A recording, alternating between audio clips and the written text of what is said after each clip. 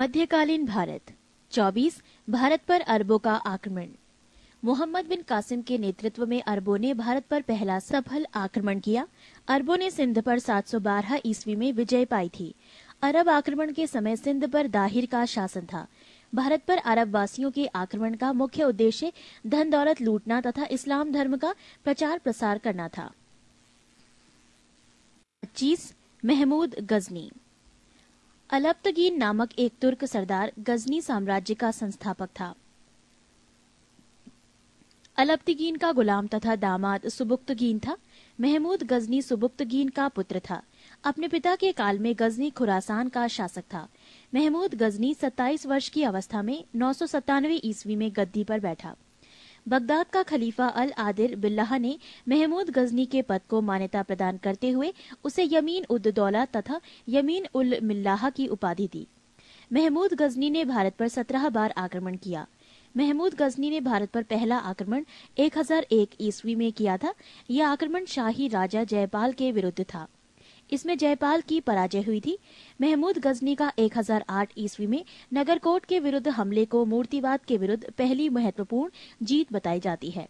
महमूद गजनी ने थानेसर के चक्र स्वामिन की कांस्य निर्मित आदमकद प्रतिमा को गजनी भेजकर रंगभूमि में रखवाया।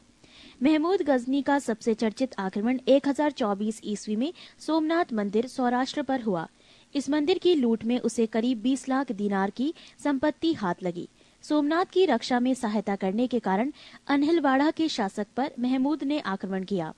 सोमनाथ मंदिर लूट कर ले जाने के क्रम में महमूद पर जाटों ने आक्रमण किया था और कुछ संपत्ति लूट ली थी। महमूद गजनी का अंतिम भारतीय आक्रमण 1027 ईस्वी में जाटों के विरुद्ध था। महमूद गजनी की मृत्यु 1030 ईस्वी में हो गई। अलबरूनी, फिरदौसी, उद्बी तथा फरूखी महमूद गजनी के दरबार में रहते थे। 26 मोहम्मद गौरी। गौर महमूद गजनी के अधीन एक छोटा सा राज्य था। 1173 ईस्वी में शहाबुद्दीन मोहम्मद गौरी गौर का शासक बना। इसने भारत पर पहला आक्रमण 1175 ईस्वी में मुल्तान के विरुद्ध किया था। मोहम्मद गौरी का दूसरा आक्रमण 1178 ईस्वी में पाटन गुजरात पर हुआ। यहाँ का शासक भीम द्वितीय ने गौरी को बुरी तरह परास्त किया। मोहम्मद गौरी द्वारा लड़ा गया प्रमुख युद्ध तराइन का प्रथम युद्ध वर्ष 1191। पक्ष गौरी एवं पृथ्वीराज चौहान, परिणाम पृथ्वीराज चौहान विजयी। तराइन का द्वितीय युद्ध वर्ष 1192 ईस्वी। पक्ष गौरी एवं पृथ्वीराज चौहान, परिणाम गौरी विजयी। चंदावर का युद्ध वर्ष 1194 ईस्वी। पक्ष गौरी एवं जयचंद, परिणाम गौरी विजयी। मोहम्मद गौरी भारत के विजित प्रदेशों पर शासन का भार अपने गुलाम सेनापतियों को सौंपते हुए गजनी लौट गया। मोहम्मद गौरी की हत्या 15 मार्च 1206 ईस्वी को कर दी गई। पृष्ठ 34। 27 सल्तनत काल। गुलाम वंश। गुलाम वंश की स्थापना 1206 ईस्वी में कुतुबुद्दीन ऐबक ने किया था। वो गौरी का गुलाम था। कुतुबुद्दीन ऐबक ने अपना राज्याभिषेक 24 जून 1206 ईस्वी को किया था। कुतुबुद्दीन ऐबक ने अपनी राजधानी लाहौर में बनाई थी। कुतुब मीनार की नींव कुतुबुद्दीन ऐबक ने डाली थी। दिल्ली का कुवत उल इस्लाम मस्जिद एवं अजमेर का 2.5 दिन का झोपड़ा नामक मस्जिद का निर्माण ऐबक ने करवाया था। कुतुबुद्दीन ऐबक को लाख बख्श, लाखों का दान देने वाला भी कहा जाता था। प्राचीन नालंदा विश्वविद्यालय को ध्वस्त करने वाला ऐबक का सहायक सेनानायक बख्तियार खिलजी था। ऐबक की मृत्यु 1210 ईस्वी में चौगान खेलते समय घोड़े से गिरकर हो गई। इसे लाहौर में दफनाया गया। ऐबक का उत्तराधिकारी आराम शाह हुआ, जिसने सिर्फ 8 महीनों तक शासन किया।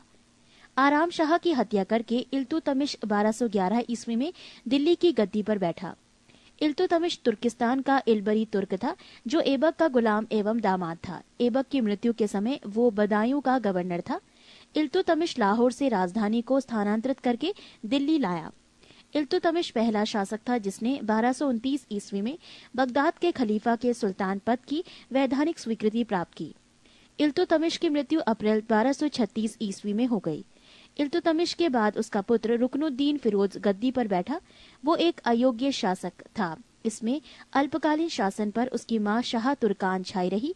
शाह तुर्कान के अवांछित प्रभाव से परेशान होकर तुर्की अमीरों ने रुकनुद्दीन को हटाकर रजिया को सिंहासन पर आसीन किया। इस प्रकार रजिया बेगम प्रथम मुस्लिम महिला थी जिसने शासन की बागडोर संभाली। इल्तुतमिश द्वारा किए गए महत्वपूर्ण कार्य: 1. कुतुब मीनार के निर्माण को पूर्ण करवाया। 2. सबसे पहले शुद्ध अरबी सिक्के जारी किए, चांदी का टंका एवं तांबा का जीतल। 3. एकता प्रणाली चलाई। 4. 40 गुलाम सरदारों का संगठन बनाया जो तुर्काने चहलगानी के नाम से जाना गया। 5. सर्वप्रथम दिल्ली के अमीरों का दमन किया।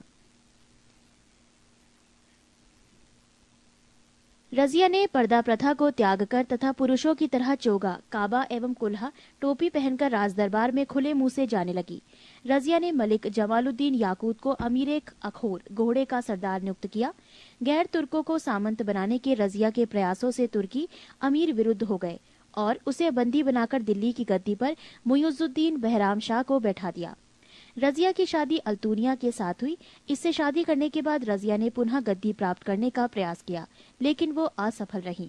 रजिया की हत्या 13 अक्टूबर 1240 ईस्वी को डाकुओं के द्वारा कैथल के पास कर दी गई। बहराम शाह को बंदी बनाकर उसकी हत्या मई 1242 ईस्वी में कर दी गई। बहराम शाह के बाद दिल्ली का सुल्तान अलाउद्दीन मसूद शाह 1242 ईस्वी में बना। बलबन ने षड्यंत्र के द्वारा 1246 ईस्वी में अलाउद्दीन मसूद शाह को सुल्तान के पद से हटाकर नासिरुद्दीन महमूद को सुल्तान बना दिया। नासिरुद्दीन महमूद ऐसा सुल्तान था जो टोपी सीकर अपना जीवन निर्वाह करता था। बलबन ने अपनी पुत्री का विवाह नासिरुद्दीन महमूद के साथ किया था। पृष्ठ 35। बलबन का वास्तविक नाम बहाउद्दीन था। वो इल्तुतमिश का गुलाम था। तुर्काने चहलगानी का विनाश बलबन ने किया था। बलबन 1266 ईस्वी में ग्यासुद्दीन बलबन के नाम से दिल्ली की गद्दी पर बैठा। वो मंगोलों के आक्रमण से दिल्ली की रक्षा करने में सफल रहा। राजदरबार में सजदा एवं पैबोस प्रथा की शुरुआत बलबन ने की थी। बलबन ने फारसी रीति रिवाज पर आधारित नवरोज उत्सव को प्रारंभ करवाया। अपने विरोधियों के प्रति बलबन ने कठोर लौह एवं रक्त की नीति का पालन किया। नासिरुद्दीन महमूद ने बलबन को उलूंग खां की उपाधि प्रदान की। बलबन के दरबार में फारसी के प्रसिद्ध कवि अमीर खुसरो एवं अमीर हसन रहते थे। गुलाम वंश का अंतिम शासक शम्मुद्दीन कैमूर्स था।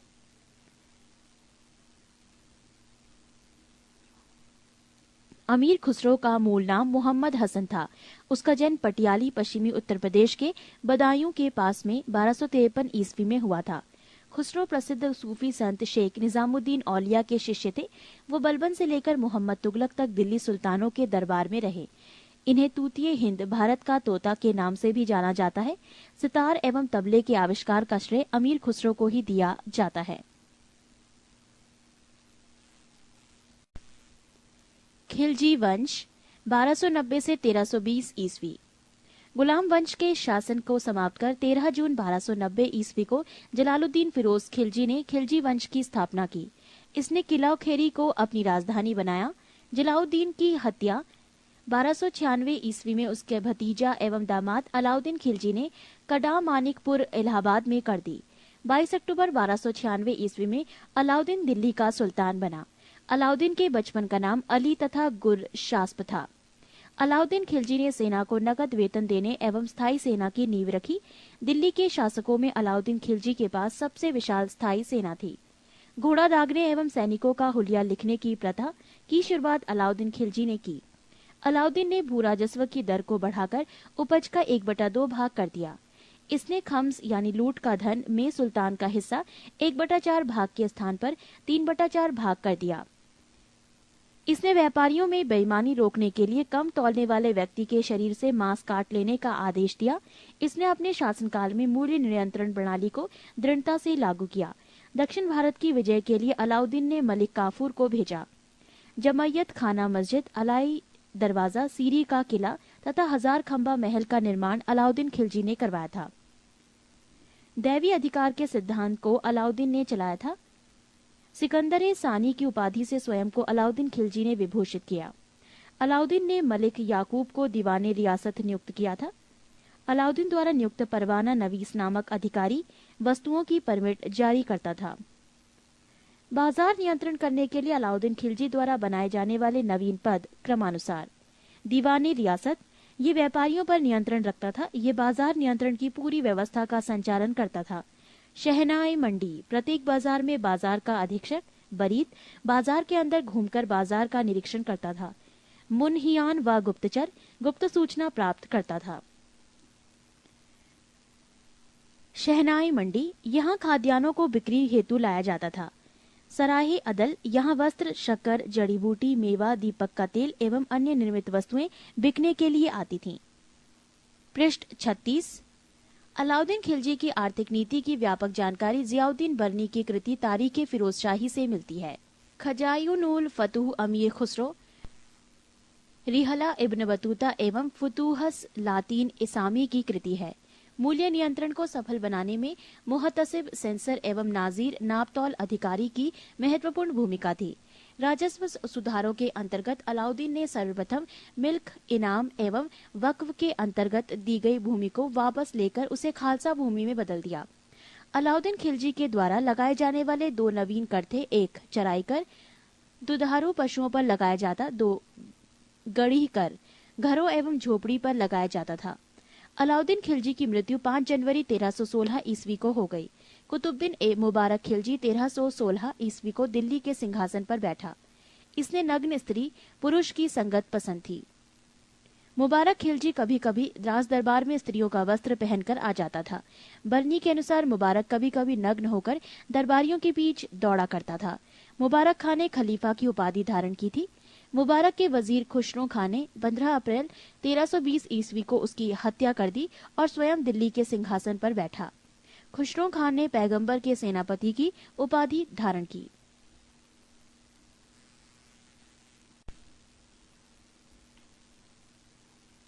तुगलक वंश 1320 ईस्वी से 1398 ईस्वी। 5 सितंबर 1320 ईस्वी को खुसरो खां को पराजित करके गाजी मलिक या तुगलक वंश गाजी गयासुद्दीन तुगलक के नाम से 8 सितंबर 1320 ईस्वी को दिल्ली के सिंहासन पर बैठा। गयासुद्दीन तुगलक ने करीब 29 बार मंगोल आक्रमण को विफल किया। गयासुद्दीन ने अलाउद्दीन के समय के लिए किए गए अमीरों की भूमि को पुनः लौटा दिया। इसने सिंचाई के लिए कुएं एवं नहरों का निर्माण करवाया। संभवतः नहरों का निर्माण करने वाला गयासुद्दीन प्रथम शासक था। गयासुद्दीन तुगलक ने दिल्ली के समीप स्थित पहाड़ियों पर तुगलकाबाद नाम का एक नया दुर्ग को 56 कोट के नाम से भी जाना जाता है। गयासुद्दीन तुगलक की मृत्यु 1325 ईस्वी में बंगाल के अभियान से लौटते समय जूना खां द्वारा निर्मित लकड़ी के महल में दबकर हो गई। गयासुद्दीन के बाद जूना खां मोहम्मद बिन तुगलक के नाम से दिल्ली के सिंहासन पर बैठा। मध्यकालीन सभी सुल्तानों में मोहम्मद तुगलक सर्वाधिक शिक्षित, विद्वान एवं योग्य व्यक्ति था। मोहम्मद बिन तुगलक को अपनी सनक भरी योजनाओं, क्रूर कृतियों एवं दूसरे के सुख दुख को प्रति उपेक्षा भाव रखने के कारण स्वप्नशील, पागल एवं रक्त पिपासु कहा गया। मोहम्मद बिन तुगलक ने कृषि के विकास के लिए अमीर कोही नामक एक नवीन विभाग की स्थापना की। मोहम्मद बिन तुगलक ने अपनी राजधानी दिल्ली से देवगिरी में स्थानांतरित की और इसका नाम दौलताबाद रखा। सांकेतिक मुद्रा के अंतर्गत मोहम्मद बिन तुगलक ने पीतल फरिश्ता के अनुसार, तांबा बरनी के अनुसार धातुओं के सिक्के चलवाए, जिनका मूल्य चांदी के रुपया टंका के बराबर होता था। मोहम्मद बिन तुगलक द्वारा क्रियान्वित 4 योजनाएं क्रमशः: 1. दोआब क्षेत्र में कर वृद्धि 1326 से 1327 ईस्वी। 2. राजधानी परिवर्तन 1326 से 27 ईस्वी। 3. सांकेतिक मुद्रा का प्रचलन 1329 से 1330 ईस्वी। 4. खुरासन एवं कराचल का अभियान। पृष्ठ 37। अफ्रीकी यात्री इब्न बतूता लगभग 1333 ईस्वी में भारत आया। सुल्तान ने इसे दिल्ली का काजी नियुक्त किया। 1342 ईस्वी में सुल्तान ने इसे अपने राजदूत के रूप में चीन भेजा। इब्न बतूता की पुस्तक रेहला में मोहम्मद तुगलक के समय की घटनाओं का वर्णन है। इसने अपनी पुस्तक में विदेशी व्यापारियों के आवागमन, डाक चौकियों की स्थापना यानी डाक व्यवस्था एवं गुप्तचर व्यवस्था के बारे में लिखा है। मोहम्मद बिन तुगलक की मृत्यु 20 मार्च 1351 ईस्वी को सिंध जाते समय थट्टा के निकट गोडाल में हो गई। मोहम्मद बिन तुगलक के शासनकाल में दक्षिण में हरिहर एवं बुक्का नामक 2 भाइयों ने 1336 ईस्वी में स्वतंत्र राज्य विजयनगर की स्थापना की। महाराष्ट्र में अलाउद्दीन बहमन शाह ने 1347 ईस्वी में स्वतंत्र बहमनी राज्य की स्थापना की। मोहम्मद बिन तुगलक की मृत्यु पर इतिहासकार बर्नी लिखता है, अंततः लोगों को उससे मुक्ति मिली और उसे लोगों से। मोहम्मद बिन तुगलक शेख अलाउद्दीन का शिष्य था। वो सल्तनत का पहला शासक था जो अजमेर में शेख मोइनुद्दीन चिश्ती की दरगाह और बहराइच में सालार मसूद गाजी के मकबरे में गया। मोहम्मद बिन तुगलक ने बदायूं में मीरन मुल्हिम, दिल्ली में शेख निजामुद्दीन औलिया, मुल्तान में शेख रुकनुद्दीन, अजुदहन में शेख मुल्तान आदि संतों की कब्र पर मकबरे बनवाए। फिरोज तुगलक का राज्याभिषेक थट्टा के नजदीक 20 मार्च 1351 ईस्वी को हुआ। पुनः फिरोज का राज्याभिषेक दिल्ली में अगस्त 1351 ईस्वी को हुआ। खलीफा द्वारा इसे कासिम अमीर उल मोममीन की उपाधि दी गई। राजस्व व्यवस्था के अंतर्गत फिरोज ने अपने शासनकाल में 24 कष्टदायक करों को समाप्त कर केवल 4 कर खराज, लगान, खुम्स, युद्ध में लूट का माल, जजिया एवं जकात को वसूल करने का आदेश दिया। फिरोज तुगलक ब्राह्मणों पर जजिया लागू करने वाला पहला मुसलमान शासक था। फिरोज तुगलक ने एक नया कर, सिंचाई कर भी लगाया जो उपज का 1/10 भाग था। फिरोज तुगलक ने 5 बड़ी नहरों का निर्माण करवाया। फिरोज तुगलक ने 300 नए नगरों की स्थापना की। इनमें हिसार, फिरोजाबाद, दिल्ली, फतेहाबाद, जौनपुर, फिरोजपुर प्रमुख है। इसके प्रशासन काल में खिजराबाद, टोपरा गांव एवं मेरठ से अशोक के 2 स्तंभों को लाकर दिल्ली में स्थापित किया गया। सुल्तान फिरोज तुगलक ने अनाथ मुस्लिम महिलाओं, विधवाओं एवं लड़कियों की सहायता के लिए एक नए विभाग दीवाने खैरात की स्थापना की। सल्तनत कालीन सुल्तानों के शासनकाल में सबसे अधिक दासों की संख्या करीब 1,80,000 फिरोज तुगलक के समय थी। दासों की देखभाल के लिए फिरोज ने एक नए विभाग दीवाने बंदगान की स्थापना की। इसने सैन्य पदों को वंशानुगत बना दिया। इसने अपनी आत्मकथा फतुहाते फिरोजशाही की रचना की। इसने जियाउद्दीन बर्नी एवं शम्से सिराज अफीफ को अपना संरक्षण प्रदान किया। इसने ज्वालामुखी मंदिर के पुस्तकालय से लूटे गए 1300 ग्रंथों में से कुछ को फारसी में विद्वान अपाउद्दीन द्वारा दलायते फिरोजशाही नाम से अनुवाद करवाया। इसने चांदी एवं तांबे के मिश्रण से निर्मित सिक्के भारी संख्या में जारी करवाए, जिसे अद्वा एवं विक कहा जाता था। फिरोज तुगलक की मृत्यु सितंबर 1388 ईस्वी में हो गई। फिरोज काल में निर्मित खाने जहां तेलंगानी के मकबरा की तुलना जेरूसलम में निर्मित उमर के मस्जिद से की जाती है। पृष्ठ 38। सुल्तान फिरोज तुगलक ने दिल्ली के कोटला फिरोज शाह दुर्ग का निर्माण करवाया। तुगलक वंश का अंतिम शासक नासिरुद्दीन महमूद तुगलक था। इसका शासन दिल्ली से पालम तक ही रह गया था। तैमूर लंग ने सुल्तान नासिरुद्दीन मोहम्मद तुगलक के समय 1398 में दिल्ली पर आक्रमण किया। नासिरुद्दीन के समय ही मलिक कुशशर्क पूर्वाधिपति की उपाधि एक हिजड़ा मलिक सरवर ने जौनपुर में एक स्वतंत्र राज्य की स्थापना की। सैयद वंश 1414 से 1451 ईस्वी। सैयद वंश का संस्थापक था खिज्र खां। इसने सुल्तान की उपाधि न धारण कर अपने को रैयत ए आला की उपाधि से ही खुश रखा। खिज्र खां तैमूर लंग का सेनापति था। भारत से लौटते समय तैमूर लंग ने खिज्र खां को मुल्तान, लाहौर एवं दीपालपुर का शासक नियुक्त किया। खिज्र खां नियमित रूप से तैमूर के पुत्र शाहरुख को कर भेजा करता था। खिज्र खां की मृत्यु 20 मई 1421 ईस्वी में हो गई। खिज्र खां के पुत्र मुबारक खां ने शाह की उपाधि धारण की थी। याहिया बिन अहमद सरहिंदी को मुबारक शाह का संरक्षण प्राप्त था। इसकी पुस्तक तारीख मुबारक शाही में सैयद वंश के विषय में जानकारी मिलती है। यमुना के किनारे मुबारकबाद की स्थापना मुबारक शाह ने की थी।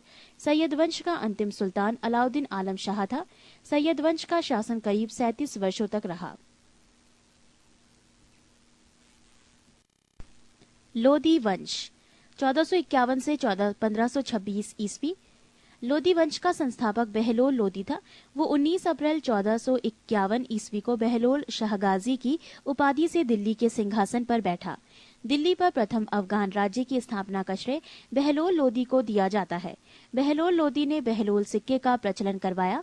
वो अपने सरदारों को मकसदे अली कहकर पुकारता था। वो अपने सरदारों के खड़े रहने पर स्वयं भी खड़ा रहता था।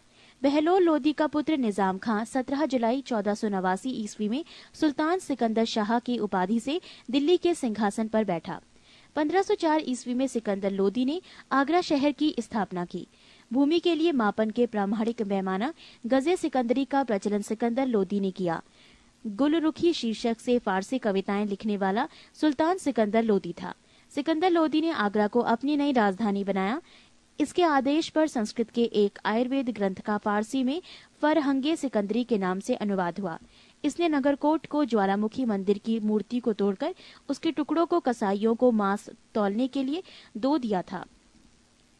इससे मुसलमानों को ताजिया निकालने एवं मुसलमान स्त्रियों के पीरों तथा संतों के मजार पर जाने पर प्रतिबंध लगा दिया।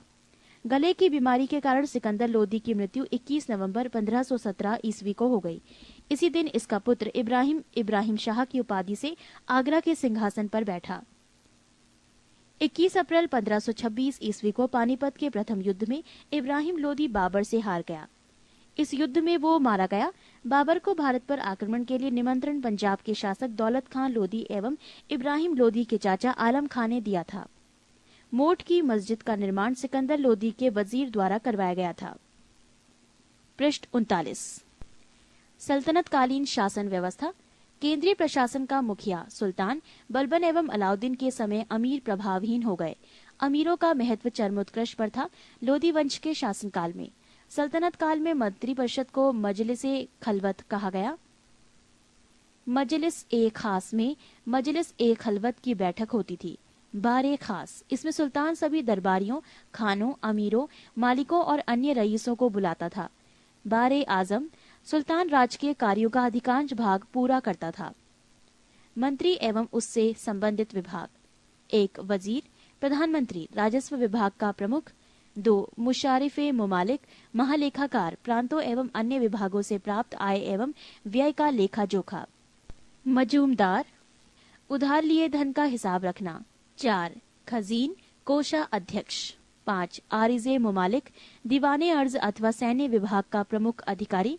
6 सदरोस सदूर, धर्म विभाग एवं दान विभाग का प्रमुख। 7 काजी उल कजात, सुल्तान के बाद न्याय का सर्वोच्च अधिकारी। 8 बरीदे मुमालिक, गुप्तचर विभाग की प्रमुख अधिकारी। 9 वकीले दर, सुल्तान की व्यक्तिगत सेवाओं की देखभाल करता था। 10 दीवाने खैरात, दान विभाग। 11 दीवाने बंदगान, दास विभाग। 12 दीवाने इस्तिहाक, पेंशन विभाग। दीवाने मुस्तखराज, वित्त विभाग, बनाने वाला सुल्तान अलाउद्दीन खिलजी। दीवाने कोही, कृषि विभाग, मोहम्मद बिन तुगलक। दीवाने अर्ज, सैन्य विभाग, बलबन। दीवाने बंदगान, फिरोज शाह तुगलक। दीवाने खैरात, फिरोज शाह तुगलक। दीवाने इस्तिहाक, फिरोज शाह तुगलक। दिल्ली सल्तनत अनेक प्रांतों में बटा हुआ था, जिसे इक्ता या सूबा कहा जाता था। यहाँ का शासन नायब या वली या मुक्ति द्वारा संचालित होता था। इक्ताओं को शिको जिलों में विभाजित किया गया था, जहाँ का प्रमुख अधिकारी शिकदार होता था, जो एक सैनिक अधिकारी था। शिकों को परगनों में विभाजित किया गया था। आमिल परगने का मुख्य अधिकारी था और मुशारिफ लगान को निश्चित करने वाला अधिकारी। एक शहर या 100 गांवों के शासन की देखरेख अमीर सदा नामक अधिकारी करता था। प्रशासन की सबसे छोटी इकाई ग्राम होता था। सुल्तान की स्थायी सेना को खास खेल नाम दिया गया था। मंगोल सेना के वर्गीकरण की दशमलव प्रणाली को सल्तनत कालीन सैन्य व्यवस्था का आधार बनाया गया था। राजस्व कर व्यवस्था। उश्र, मुसलमानों से लिया जाने वाला भूमिकर। खराज, गैर मुसलमानों से लिया जाने वाला भूमिकर। ज़कात, मुसलमानों पर धार्मिक कर, संपत्ति का 40वां हिस्सा। जजिया, गैर मुसलमानों पर धार्मिक कर।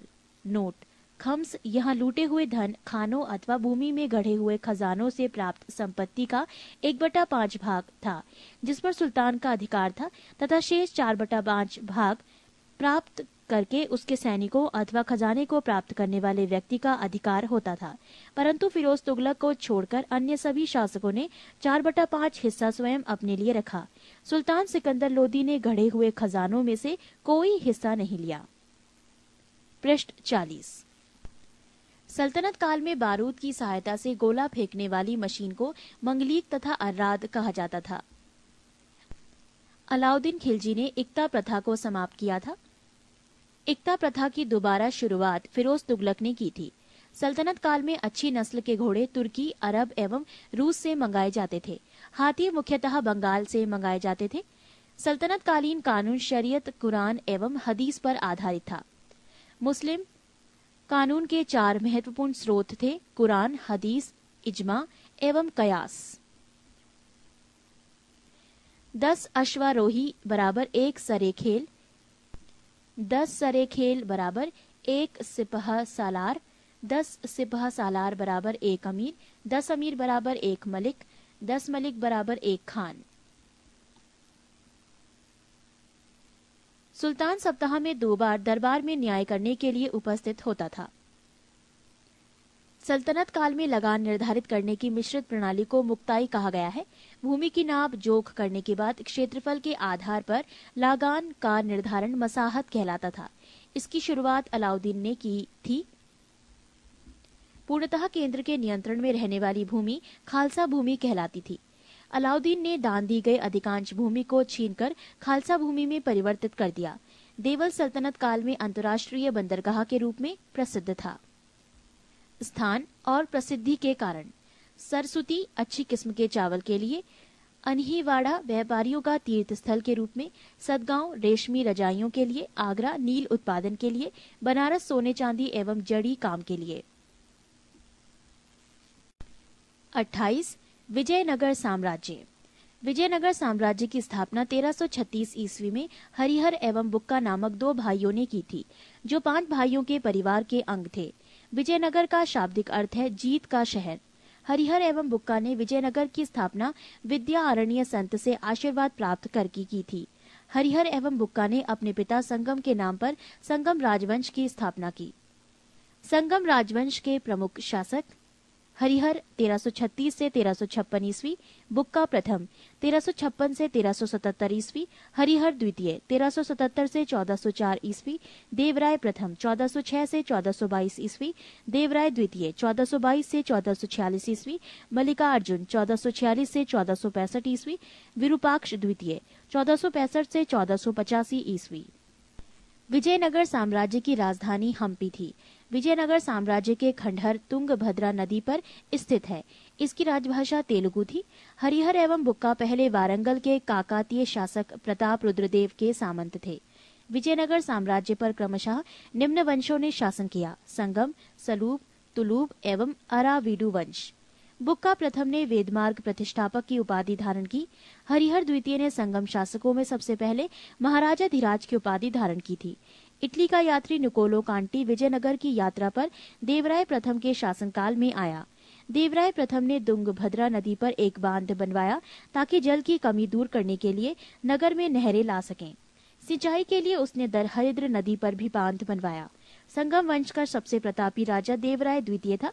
इसे इमाड़ी देवराय भी कहा जाता था। पारसी राजदूत अब्दुल रज्जाक देवराय द्वितीय के शासनकाल में विजयनगर आया था। प्रसिद्ध तेलुगु कवि श्रीनाथ कुछ दिनों तक देवराय द्वितीय के दरबार में रहे। फरिश्ता के अनुसार देवराय द्वितीय ने अपनी सेना में 2000 मुसलमानों को भर्ती किया था एवं उन्हें जागीरें दी थीं। एक अभिलेख में देवराय द्वितीय को जगबेटकर हाथियों का शिकारी कहा गया है। पृष्ठ 41। देवराय द्वितीय ने संस्कृत ग्रंथ महानाटक सुधानिधि एवं ब्रह्मसूत्र पर भाष्य लिखा। मल्लिकार्जुन को प्रौढ़ देवराय भी कहा जाता था। सालूव नरसिंह ने विजयनगर में दूसरे राजवंश सालूव वंश 1485 से 1506 ईस्वी की स्थापना की। सालूव वंश के बाद विजयनगर पर तुलुव वंश का शासन स्थापित हुआ। तुलुव वंश 1505 से 1565 ईस्वी की स्थापना वीर नरसिंह ने की थी। तुलुव वंश का महान शासक कृष्णदेव राय था। वो 8 अगस्त 1509 ईस्वी को शासक बना। सालूव तिम्मा कृष्णदेव राय का योग्य मंत्री एवं सेनापति था। बाबर ने अपनी आत्मकथा बाबरनामा में कृष्णदेव राय की भारत का सर्वाधिक शक्तिशाली शासक बताया। कृष्णदेव राय के शासनकाल में पुर्तगाली यात्री डोमिगोस पायस विजयनगर आया था। कृष्णदेव राय के दरबार में तेलुगु साहित्य के 8 सर्वश्रेष्ठ कवि रहते थे, जिन्हें अष्ट दिग्गज कहा जाता था। उसके शासनकाल को तेलुगु साहित्य का क्लासिक युग कहा गया है।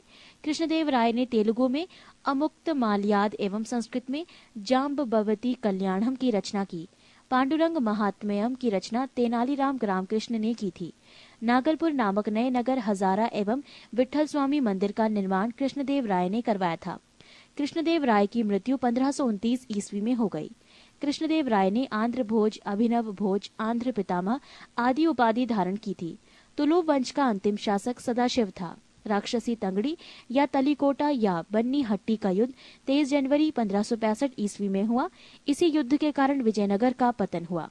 विजयनगर के विरुद्ध बने दक्षिण राज्यों के संघ में शामिल था बीजापुर, अहमदनगर, गोलकुंडा एवं बीदर। इस संयुक्त मोर्चे का नेतृत्व अली आदिल शाह कर रहा था। तालीकोटा के युद्ध में विजयनगर का नेतृत्व राम राय कर रहा था। विजयनगर के राजाओं और बहमनी के सुल्तानों के हित 3 अलग अलग क्षेत्रों में आपस में टकराते थे।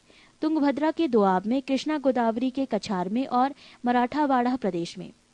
तालीकोटा युद्ध के बाद सदाशिव ने तिरुमल के सहयोग से पेनुकोंडा को राजधानी बनाकर शासन करना प्रारंभ किया। विजयनगर के चौथे राजवंश अरावीडु वंश 1570 से 1672 ईस्वी की स्थापना तिरुमल ने सदाशिव को अपदस्थ कर पेनुकोंडा में किया। अरावीडु वंश का अंतिम शासक रंग तृतीय था।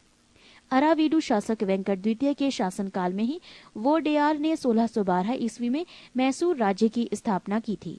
विजयनगर साम्राज्य की प्रशासनिक इकाई का क्रम घटते हुए इस प्रकार था: प्रांत, मंडल, कोट्टम या वलनाडु जिला, नाडु मेला ग्राम 50 ग्राम का समूह, उर ग्राम। विजयनगर कालीन सेना नायकों को नायक कहा जाता था। ये नायक वस्तुतः भू सामंत थे, जिन्हें राजा वेतन के बदले अथवा उनकी अधीनस्थ सेना के रखरखाव के लिए विशेष भूखंड दे देता था, जो अमरम कहलाता था। आयंगर व्यवस्था। प्रशासन को सुचारू रूप से संचालित करने के लिए प्रत्येक ग्राम को एक स्वतंत्र इकाई के रूप में संगठित किया गया था। इन संगठित ग्रामीण इकाइयों पर शासन हेतु 12 प्रशासकीय अधिकारियों की नियुक्ति की जाती थी, जिनको सामूहिक रूप से आयंगर कहा जाता था। ये अवैतनिक होते थे। इनकी सेवाओं के बदले सरकार इन्हें पूर्णतः लगान मुक्त एवं करमुक्त भूमि प्रदान करती थी। इनका पद आनुवांशिक होता था। वो इस पद को बेच या गिरवी रख सकता था। ग्राम स्तर की कोई भी संपत्ति इन अधिकारियों की इजाजत के बगैर ना तो बेची जा सकती थी और ना ही दान में दी जा सकती थी। पृष्ठ 42। कर्णिक नामक आयंगर के पास जमीन के क्रय विक्रय से संबंधित समस्त दस्तावेज होते थे। विजयनगर साम्राज्य की आय का सबसे बड़ा स्रोत लगान था। भू राजस्व की दर उपज का 1/6वां भाग था। विजयनगर आने वाला प्रमुख विदेशी यात्री निकोलो कोंटी, देश इटली, काल 1420 ईस्वी, शासक देवराय प्रथम। यात्री अब्दुल रज्जाक, देश फारस, काल 1442 ईस्वी, शासक देवराय द्वितीय। यात्री नूनीज, देश पुर्तगाल, काल 1450 ईस्वी, शासक मल्लिकार्जुन। यात्री डोमिंग पायस, देश पुर्तगाल, काल 1515 ईस्वी, शासक कृष्णदेव राय। यात्री बारबोसा, देश पुर्तगाल, काल 1515 से 16 ईस्वी, शासक कृष्णदेव राय। विवाह कर वर एवं वधू दोनों से लिया जाता था। विधवा से विवाह करने वाले इस कर से मुक्त थे। उनबली ग्राम में विशेष सेवाओं के बदले दी जाने वाली लगान मुक्त भूमि की भूधारण पद्धति थी। रत को डंगे, युद्ध में शौर्य का प्रदर्शन करने वाले मृत लोगों के परिवार को दी गई भूमि को कहा जाता था। कूटग्गी, ब्राह्मण, मंदिर या बड़े भूस्वामी जो स्वयं कृषि नहीं करते थे, किसानों को पट्टे की भूमि दे देते थे। ऐसी भूमि को कूटग्गी कहा जाता था। वो कृषक मजदूर जो भूमि के क्रय विक्रय के साथ ही हस्तांतरित हो जाते थे, कूदी कहलाते थे। विजयनगर का सैन्य विभाग कदाचार कहलाता था तथा इस विभाग का उच्च अधिकारी दंडनायक या सेनापति होता था। टकसाल विभाग को जोरी खाना कहा जाता था। चेटियों की तरह व्यापार में निपुण दस्तकार वर्ग के लोगों को वीर पंचाल कहा जाता था। उत्तर भारत से दक्षिण भारत में आकर बसे लोगों को बड़वा कहा जाता था। विजयनगर में दास प्रथा प्रचलित थी। मनुष्यों के क्रय विक्रय को वेस वर्ग कहा जाता था। मंदिरों में रहने वाली स्त्रियों को देवदासी कहा जाता था। इनको आजीविका के लिए भूमि या नियमित वेतन दिया जाता था। नोट: विजयनगर की मुद्रा पैगोड़ा तथा बहमनी राज्य की मुद्रा हून थी। 29. बहमनी राज्य। मोहम्मद बिन तुगलक के शासनकाल में 1347 ईस्वी में हसन गंगू ने बहमनी राज्य की स्थापना की। वो अलाउद्दीन हसन बहमन शाह के नाम से सिंहासन पर बैठा। इसने अपनी राजधानी गुलबर्गा को बनाया। इसकी राजभाषा मराठी थी। इसने अपने साम्राज्य को 4 प्रांतों में गुलबर्गा, दौलताबाद, बरार एवं बीदर में बांटा। इसकी मृत्यु 11 फरवरी 1358 ईस्वी को हो गई। अलाउद्दीन हसन के पश्चात उसका पुत्र मोहम्मद शाह प्रथम सुल्तान बना। इसके काल में ही सबसे पहले बारूद का प्रयोग बुक्का के विरुद्ध हुआ। भीमा नदी के तट पर फिरोजाबाद की स्थापना ताजुद्दीन फिरोज ने की थी। फिरोज खगोलकी को प्रोत्साहन देता था और उसने दौलताबाद के पास एक वैद्यशाला बनवाई थी। शहाबुद्दीन अहमद प्रथम ने अपनी राजधानी गुलबर्गा से हटाकर बीदर में स्थापित की। इसने बीदर का नया नाम मोहम्मदाबाद रखा। मोहम्मद तृतीय के शासनकाल में ख्वाजा जहां की उपाधि से महमूद गवा को प्रधानमंत्री नियुक्त किया गया। महमूद गवा ने बीदर में एक महाविद्यालय की स्थापना कराई। रियाजुल इंशा नाम से महमूद गवा के पत्रों का संग्रह किया गया। बहमनी वंश के प्रमुख शासक मोहम्मद शाह प्रथम 1358 से 1375 ईस्वी, अलाउद्दीन मुजाहिद शाह 1375 से 1378 ईस्वी, दाऊद प्रथम 1378 ईस्वी, मोहम्मद शाह द्वितीय 1378 से 1397 ईस्वी, ताजुद्दीन फिरोज 1397 से 1422 ईस्वी, शिहाबुद्दीन अहमद प्रथम 1422 से 1436 ईस्वी, अलाउद्दीन अहमद द्वितीय 1436 से 1458 ईस्वी, सुल्तान शमसुद्दीन मोहम्मद तृतीय 1463 से 1482 ईस्वी।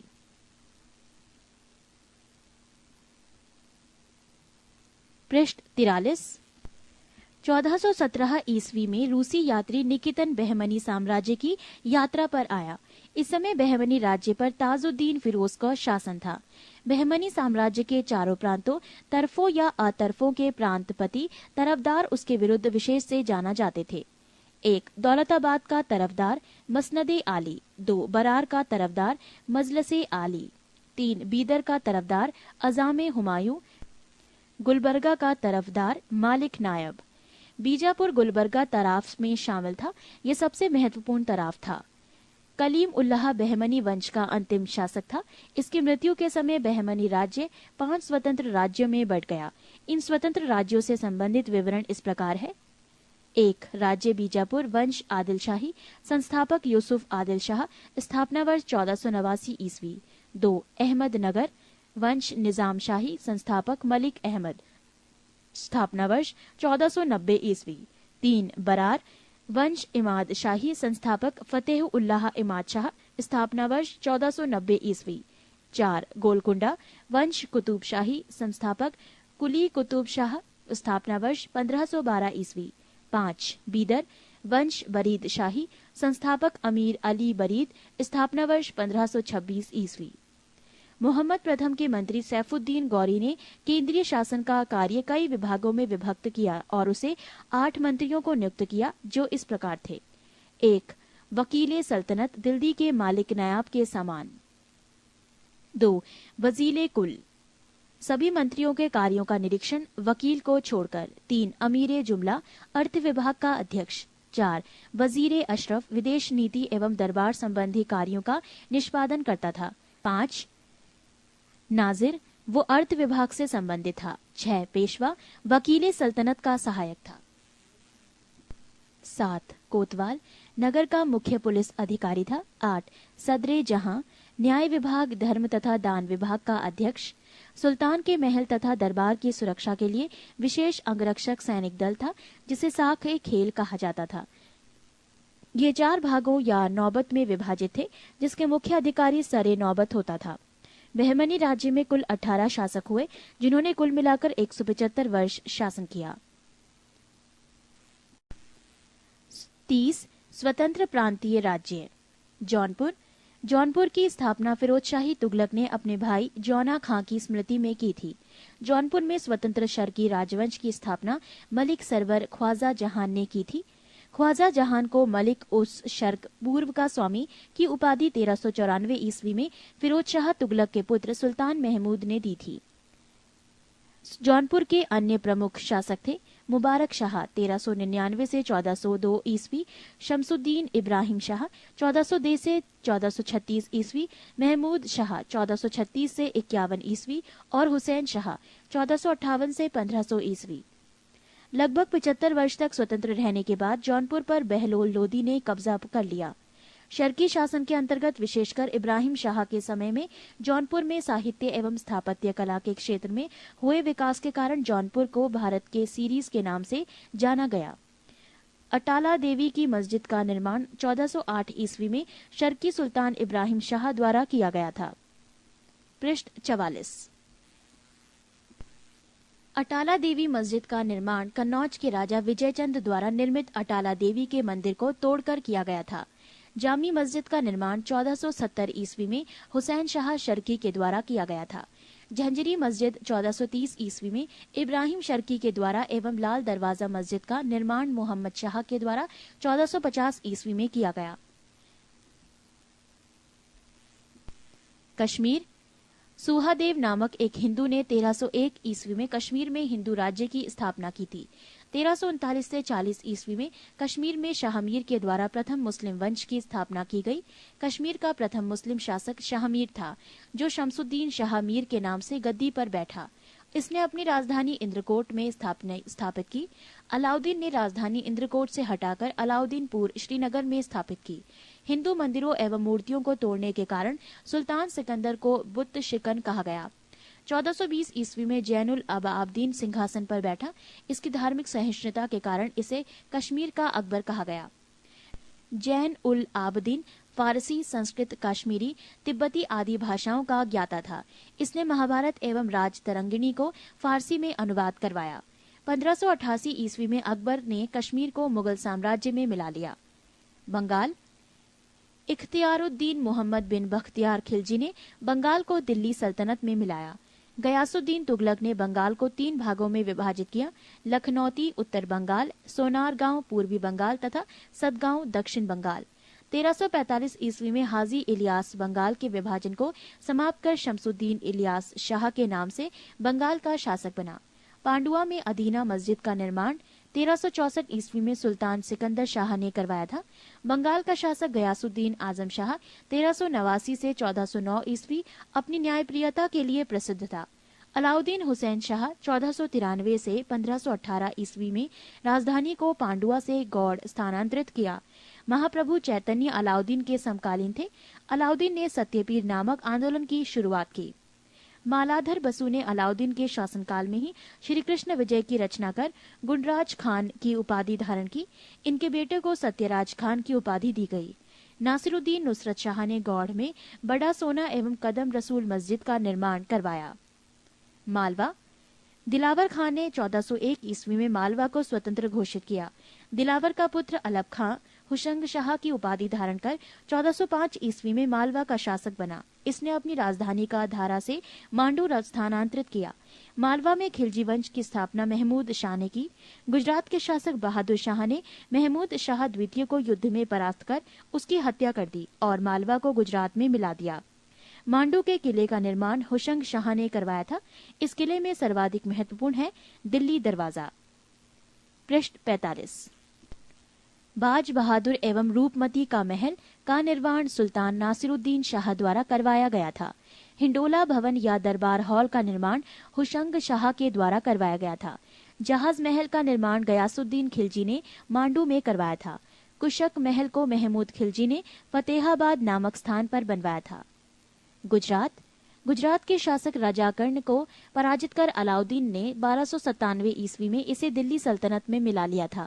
1391 ईस्वी में मोहम्मद शाह तुगलक द्वारा नियुक्त गुजरात का सूबेदार जफर खान ने सुल्तान मुजफ्फर शाह की उपाधि ग्रहण कर 1407 ईस्वी में गुजरात का स्वतंत्र सुल्तान बना। गुजरात के प्रमुख शासक थे अहमद शाह 1411 से 52, महमूद शाह बेगड़ा 1458 से 1511 ईस्वी और बहादुर शाह 1526 से 1537 ईस्वी। अहमद शाह ने आसावल के निकट साबरमती नदी के किनारे अहमदाबाद नामक नगर बसाया और पाटन से राजधानी हटाकर अहमदाबाद को राजधानी बनाया। गुजरात का सबसे प्रसिद्ध शासक महमूद बेगड़ा था। महमूद बेगड़ा ने गिरनार के निकट मुस्तफाबाद नामक नगर और चंपानेर के निकट मुहम्मदाबाद नगर बसाया। 1572 ईस्वी में अकबर ने गुजरात को मुगल साम्राज्य में मिला लिया। मेवाड़। अलाउद्दीन खिलजी ने 1303 ईस्वी में मेवाड़ के गुहिलौत राजवंश के शासक रत्न सिंह को पराजित कर मेवाड़ को दिल्ली सल्तनत में मिला लिया। गुहिलौत वंश की एक शाखा सिसोदिया वंश के हम्पीर देव ने मोहम्मद तुगलक को हराकर पूरे मेवाड़ को स्वतंत्र करा लिया। राणा कुंभा ने 1448 ईस्वी में चित्तौड़ में एक विजय स्तंभ की स्थापना की।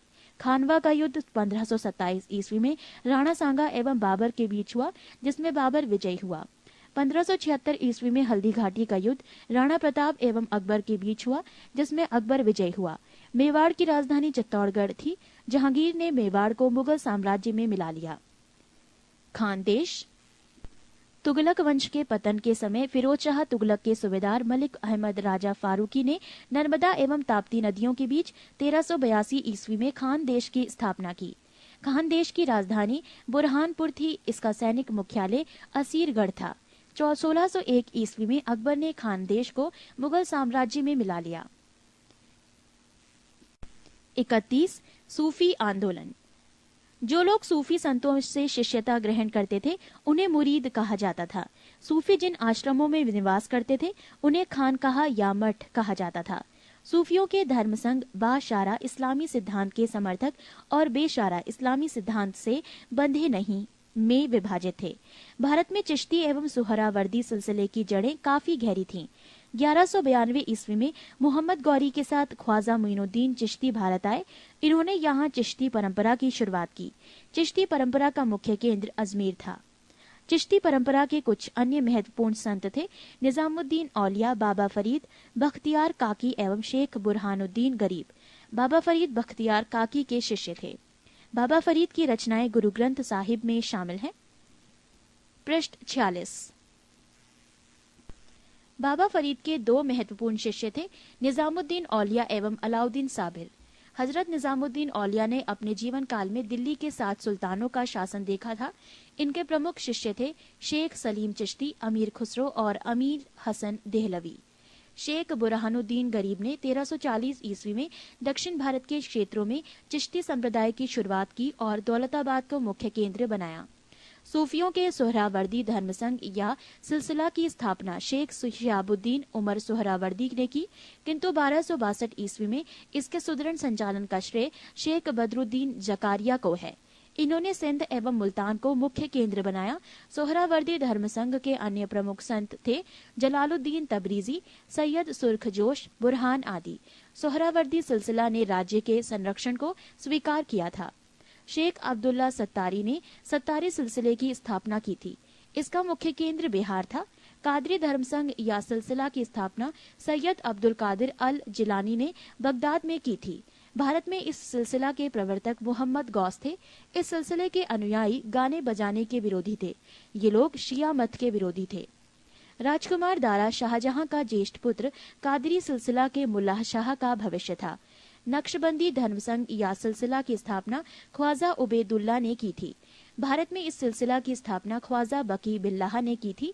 भारत में इसके व्यापक प्रचार का श्रेय बकी बिल्लाह के शिष्य अकबर के समकालीन शेख अहमद सरहिंदी को था। फिरदौसी सोहरावर्दी सिलसिला की ही एक शाखा थी जिसका कार्यक्षेत्र बिहार था। इस सिलसिले को शेख शरीफुद्दीन याहिया ने लोकप्रिय बनाया। याहिया ख्वाजा निजामुद्दीन के शिष्य थे। 32 भक्ति आंदोलन। 6ठी शताब्दी ईस्वी में भक्ति आंदोलन का शुरुआत तमिल क्षेत्र से हुई जो कर्नाटक और महाराष्ट्र में फैल गई। भक्ति आंदोलन का विकास 12 अलवार वैष्णव संतों और 63 जिन्नैनार शैव संतों ने किया। शैव संत अप्पार ने पल्लव राजा महेंद्र वर्मन को शैव धर्म स्वीकार करवाया। भक्ति कवि संतों को संत कहा जाता था और उनके 2 समूह थे। प्रथम समूह वैष्णव संत थे जो महाराष्ट्र में लोकप्रिय हुए। वो भगवान विठोबा के भक्त थे। विठोबा पंथ के संत और उनके अनुयायी वरकरी या तीर्थयात्री पंथ कहलाते थे क्योंकि हर वर्ष पंढरपुर की तीर्थ यात्रा पर जाते थे। दूसरा समूह पंजाब एवं राजस्थान के हिंदी भाषी क्षेत्रों में सक्रिय था और इसकी निर्गुण भक्ति हर विशेषता से परे भगवान की भक्ति में आस्था थी। भक्ति आंदोलन को दक्षिण भारत से उत्तर भारत में 12वीं शताब्दी के प्रारंभ में रामानंद के द्वारा लाया गया। बंगाल में कृष्ण भक्ति के प्रारंभिक प्रतिपादकों में विद्यापति ठाकुर और चंडीदास थे। रामानंद की शिक्षा से 2 संप्रदायों का प्रादुर्भाव हुआ, सगुण जो पुनर्जन्म में विश्वास रखता है और निर्गुण जो भगवान के निराकर रूप को पूजता है। सगुण संप्रदाय के सबसे प्रसिद्ध व्याख्याताओं में थे तुलसीदास और नाभादास जैसे राम भक्त और निम्बार्क, वल्लभाचार्य, चैतन्य, सूरदास और मीराबाई जैसे कृष्ण भक्त। निर्गुण संप्रदाय के सबसे प्रसिद्ध प्रतिनिधि थे कबीर, जिन्हें भावी उत्तर भारतीय पंथों का आध्यात्मिक गुरु माना गया है। शंकराचार्य के अद्वैत दर्शन के विरोध में दक्षिण में वैष्णव संतों द्वारा 4 मतों की स्थापना की गई थी। दक्षिण में वैष्णव संतों द्वारा स्थापित 4 मत श्री संप्रदाय, रामानुजाचार्य विशिष्टाद्वैतवाद, ब्रह्म संप्रदाय माधवाचार्य द्वैतवाद, रुद्र संप्रदाय विष्णु स्वामी शुद्ध द्वैतवाद, सनकादि संप्रदाय निम्बकाचार्य द्वैतवाद। पृष्ठ 47। भक्ति आंदोलन के संत रामानुजाचार्य 11वीं शताब्दी। इन्होंने राम को अपना आराध्य माना। इनका जन्म 1017 ईस्वी में मद्रास के निकट पेरुम्बर नामक स्थान पर हुआ था। 1137 ईस्वी में इनकी मृत्यु हो गई। रामानुज ने वेदांत में प्रशिक्षण अपने गुरु कांचीपुरम के यादव प्रकाश से प्राप्त किया था। रामानंद का जन्म 1299 ईस्वी में प्रयाग में हुआ था। इनकी शिक्षा प्रयाग तथा वाराणसी में हुई। इन्होंने अपना संप्रदाय सभी जातियों के लिए खोल दिया। रामानुज की भांति इन्होंने भी भक्ति को मोक्ष का एकमात्र साधन स्वीकार किया। इन्होंने मर्यादा पुरुषोत्तम राम एवं सीता की आराधना को समाज के समक्ष रखा। इनके प्रमुख शिष्य थे रैदास, हरिजन, कबीर, जुलाहा, धन्ना, जाट, सेना, नाई, पीपा, राजपूत। कबीर का जन्म 1425 ईस्वी में एक विधवा ब्राह्मणी के गर्भ से हुआ था। लोक लज्जा के भय से उसने नवजात शिशु को वाराणसी में लहरतारा के पास एक तालाब के समीप छोड़ दिया। जुलाहा, नीरू तथा उसकी पत्नी नीमा इस नवजात शिशु को अपने घर ले आए। इस बालक का नाम कबीर रखा गया। इन्होंने राम, रहीम, हजरत, अल्लाह आदि को एक ही ईश्वर के अनेक रूप माने। इन्होंने जाति प्रथा, धार्मिक कर्मकांड, बाह्य आडंबर, मूर्ति पूजा, जप तप, अवतारवाद आदि का घोर विरोध करते हुए एकेश्वरवाद में आस्था व्यक्त की एवं निराकार ब्रह्मा की उपासना को महत्व दिया। निर्गुण भक्ति धारा से जुड़े कबीर ऐसे प्रथम भक्त थे जिन्होंने संत होने के बाद भी पूर्णतः गृहस्थ जीवन का निर्वाह किया। इनके अनुयायी कबीरपंथी कहलाए। कबीर के उपदेश सबद सिखों के आदि ग्रंथ में संग्रहित हैं। गुरु नानक का जन्म 1469 ईस्वी में अविभाजित पंजाब के तलवंडी नामक स्थान पर हुआ था, जो अब ननकाना साहिब के नाम से विख्यात है। उनकी माता का नाम तृप्ता देवी था तथा पिता का नाम कालूराम था। बटाला के मूलराज खत्री की बेटी सुलक्षणी से उनका विवाह हुआ। उन्होंने देश का 5 बार चक्कर लगाया, जिसे उदासीस कहा जाता है। उन्होंने कीर्तनों के माध्यमों से उपदेश दिए। अपने जीवन के अंतिम क्षणों में उन्होंने रावी नदी के किनारे करतारपुर में अपना डेरा मठ स्थापित किया। अपने जीवन काल में ही उन्होंने आध्यात्मिक आधार पर अपने पुत्रों की जगह अपने शिष्य भाई लहना अंगद की अपना उत्तराधिकारी नियुक्त किया। इनकी मृत्यु 1539 ईस्वी में करतारपुर में हुई। नानक ने सिख धर्म की स्थापना की। नानक सूफी संत बाबा फरीद से प्रभावित थे। चैतन्य का जन्म 1486 ईस्वी में नदिया बंगाल के मायापुर गांव में हुआ था। इनके पिता का नाम जगन्नाथ मिश्र एवं माता का नाम शची देवी था। पाठशाला में चैतन्य को निर्माई पंडित कहा जाता था। इन्होंने गोसाई संघ की स्थापना की और साथ ही संकीर्तन प्रथा को जन्म दिया। इनके दार्शनिक सिद्धांत को अचिंत्य भेदाभेदवाद के नाम से जाना जाता है। सन्यासी बनने के बाद बंगाल छोड़कर पुरी उड़ीसा चले गए, जहां उन्होंने 2 दशक तक भगवान जगन्नाथ की उपासना की। श्रीमद वल्लभाचार्य का जन्म 1479 ईस्वी में चंपारणीय वाराणसी में हुआ था। इनके पिता का नाम लक्ष्मण भट्ट तथा माता का नाम यल मगरु था। इनका विवाह महालक्ष्मी के साथ हुआ। इनके 2 पुत्र थे। गोपीनाथ जन्म 1511 ईस्वी तथा विठलनाथ जन्म 1516 ईस्वी थे। इन्होंने गंगा यमुना संगम के समीप अरैल नामक स्थान पर अपना निवास स्थान बनाया। वल्लभाचार्य ने भक्ति साधना पर विशेष जोर दिया। इन्होंने भक्ति को मोक्ष का साधन बताया। इनके भक्ति मार्ग को पुष्टि मार्ग कहते हैं। गोस्वामी तुलसीदास। इनका जन्म उत्तर प्रदेश के बांदा जिले में राजापुर गांव में 1554 ईस्वी में हुआ था। इन्होंने रामचरितमानस की रचना की। धन्ना का जन्म 1415 ईस्वी में एक जाट परिवार में हुआ था। राजपुताना से बनारस आकर ये रामानंद के शिष्य बन गए। कहा जाता है कि इन्होंने भगवान की मूर्ति को हठात भोजन कराया था। पृष्ठ 48। रैदास ये जाति से चमार थे। ये रामानंद से 12 शिष्यों में एक थे। इनके पिता का नाम रघु तथा माता का नाम गुरबिनिया था। ये जूता बनाकर जीवों को उपार्जन करते थे। मीराबाई ने इन्हें अपना गुरु माना है। इन्होंने रायदासी संप्रदाय की स्थापना की। दादू दयाल ये कबीर के अनुयायी थे। इनका जन्म 1554 ईस्वी में अहमदाबाद में हुआ था। इनका संबंध धुनिया जाति से था। सांभर में आकर इन्होंने ब्रह्म संप्रदाय की स्थापना की। अकबर ने धार्मिक चर्चा के लिए इन्हें एक बार फतेहपुर सीकरी बुलाया था। इन्होंने निपख नामक आंदोलन की शुरुआत की। 33 मुगल साम्राज्य। मुगल वंश का संस्थापक बाबर था। बाबर एवं उत्तरवर्ती मुगल शासक तुर्क एवं सुन्नी मुसलमान थे। बाबर ने मुगल वंश की स्थापना के साथ ही पद पादशाही की स्थापना की, जिसके तहत शासक को बादशाह कहा जाता था।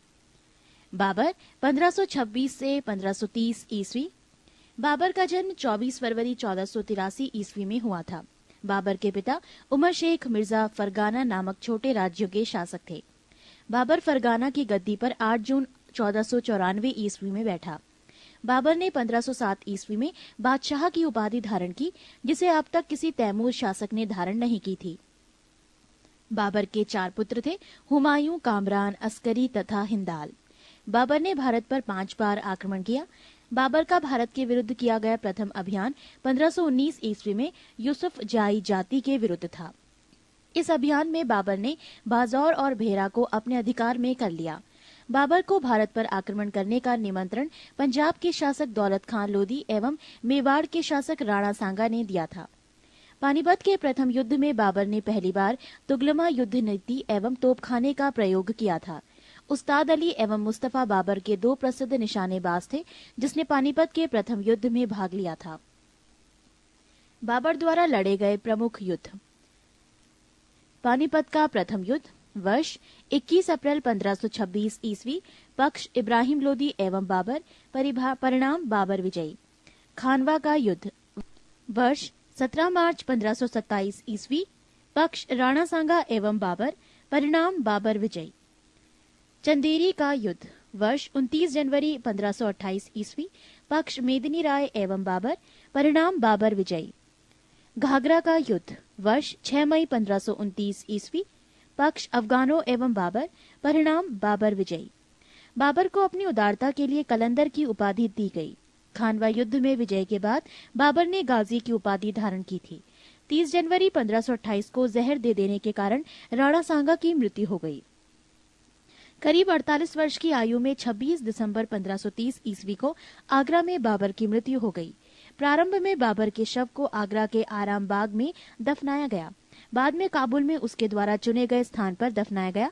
बाबर ने अपनी आत्मकथा बाबरनामा की रचना की, जिसका अनुवाद बाद में फारसी भाषा में अब्दुल रहीम खान खाना ने किया। बाबर को मुबैयान नामक पद्य शैली का भी जन्मदाता माना जाता है।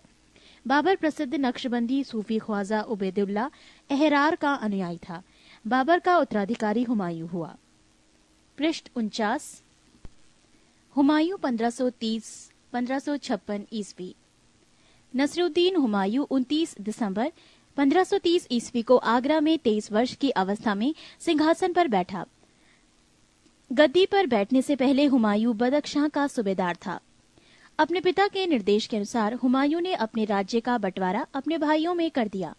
इसने कामरान को काबुल और कंधार, मिर्जा अस्करी को संभल, मिर्जा हिंदाल को अलवर एवं मेवाड़ की जागीरें दी। अपने चचेरे भाई सुलेमान मिर्जा को हुमायूं ने बदख्शां प्रदेश दिया। 1533 ईस्वी में हुमायूं ने दीन पनाह नामक नए नगर की स्थापना की थी।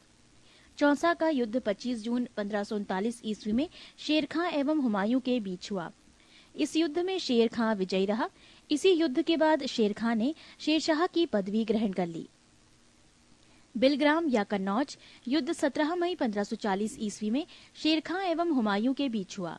इस युद्ध में भी हुमायूं पराजित हुआ। शेर खां ने आसानी से आगरा एवं दिल्ली पर कब्जा कर लिया। बिलग्राम युद्ध के बाद हुमायूं सिंध चला गया, जहां उसने 15 वर्षों तक घुमक्कड़ों जैसा निर्वासित जीवन व्यतीत किया। निर्वासन के समय हुमायूं ने हिंदाल के आध्यात्मिक गुरु फारसवासी शिया मीर बाबा दोस्त उर्फ मीर अली अकबर जामी की पुत्री हमीदा बानू बेगम से 29 अगस्त 1541 ईस्वी को निकाह कर लिया। कालांतर में हमीदा से ही अकबर जैसे महान सम्राट का जन्म हुआ। 1555 में हुमायूं ने पंजाब के शूरी शासक सिकंदर को पराजित कर पुनः दिल्ली की गद्दी पर बैठा। हुमायूं द्वारा लड़े गए 4 प्रमुख युद्धों का क्रम है। देवरा 1531 ईस्वी, चौसा 1539, बिलग्राम 1540 एवं सरहिंद का युद्ध 1555 ईस्वी। 1 जनवरी 1556 ईस्वी को दीन पनाह भवन में स्थित पुस्तकालय की सीढ़ियों से गिरने के कारण हुमायूं की मृत्यु हो गई। हुमायूं नामा की रचना गुलबदन बेगम ने की थी।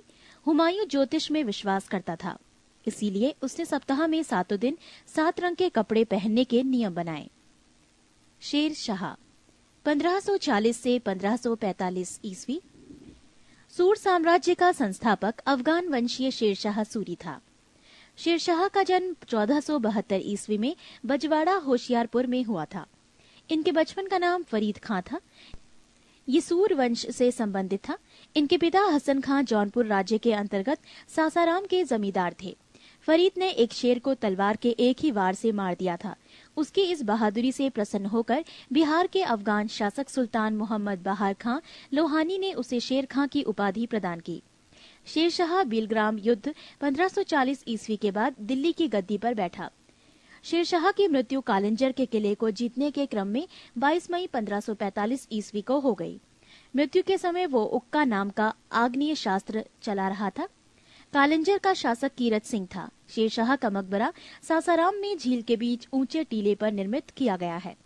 रोहतासगढ़ किला किलाए कोहना दिल्ली नामक मस्जिद का निर्माण शेरशाह के द्वारा किया गया था। शेरशाह का उत्तराधिकारी उसका पुत्र इस्लाम शाह था। शेरशाह ने भूमि की माप के लिए 32 अंक वाला सिकंदरी गज एवं सन की डंडी का प्रयोग किया। शेरशाह ने 178 ग्रेन चांदी का रुपया एवं 380 ग्रेन तांबे के दाम चलवाया। शेरशाह ने रोहतासगढ़ के दुर्ग एवं कन्नौज के स्थान पर शेरसुर नामक नगर बसाया। शेरशाह के समय पैदावार की लगभग 1/3 भाग सरकार लगान के रूप में वसूल करती थी।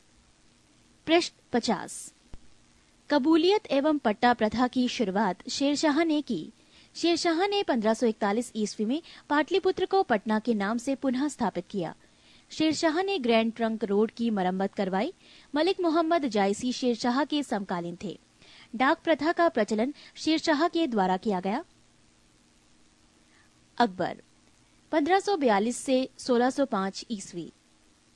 सम्राट अकबर का जन्म 15 अक्टूबर 1542 ईस्वी को हमीदा बानो बेगम के गर्भ से अमरकोट के राणावीर साल के महल में हुआ। अकबर का राज्याभिषेक 14 फरवरी 1556 ईस्वी को पंजाब के कलानौर नामक स्थान पर हुआ। अकबर का शिक्षक अब्दुल लतीफ ईरानी विद्वान था। जब जलालुद्दीन मोहम्मद अकबर बादशाही गाजी की उपाधि से राज सिंहासन पर बैठा, बैरम खां 1556 से 1560 ईस्वी तक अकबर का संरक्षक रहा। अकबर द्वारा जीते गए प्रदेश। 1 प्रदेश मालवा, शासक बाज बहादुर, वर्ष 1561, मुगल सेनापति आदम खां, पीर मोहम्मद। 2 प्रदेश चुनार, शासक अफगानों का शासन, वर्ष 1562, मुगल सेनापति अब्दुल्ला खां। 3 प्रदेश गोंडवाना, शासक वीर नारायण एवं दुर्गावती, वर्ष 1564, मुगल सेनापति आसफ खां स्वयं अधीनता। 4 प्रदेश आमेर, शासक भारमल, वर्ष 1562, मुगल सेनापति स्वीकार किया। 5 प्रदेश मेढ़ता, शासक जयमल, वर्ष 1562, मुगल सेनापति सरफुद्दीन। 6 प्रदेश मेवाड़, शासक उदय सिंह एवं राणा प्रताप, वर्ष 1568 और 1576, मुगल सेनापति स्वयं अकबर और मानसिंह एवं आसफ खां। 7 प्रदेश रणथंबोर, शासक सूरज नाहाड़ा, वर्ष 1569, मुगल सेनापति भगवान दास एवं अकबर। 8 प्रदेश कालिंचर, शासक रामचंद्र, वर्ष 1569, मुगल सेनापति मजनू खां काकशा। 9 मारवाड़, शासक राव चंद्रसेन, वर्ष 1570, मुगल सेनापति स्वेच्छा से अधीनता स्वीकारी। 10 जैसलमेर, शासक रावल हरिराय, वर्ष 1570, मुगल सेनापति स्वेच्छा से अधीनता स्वीकारी। 11 बीकानेर, शासक कल्याणमल, वर्ष 1570, मुगल सेनापति स्वेच्छा से अधीनता स्वीकारी।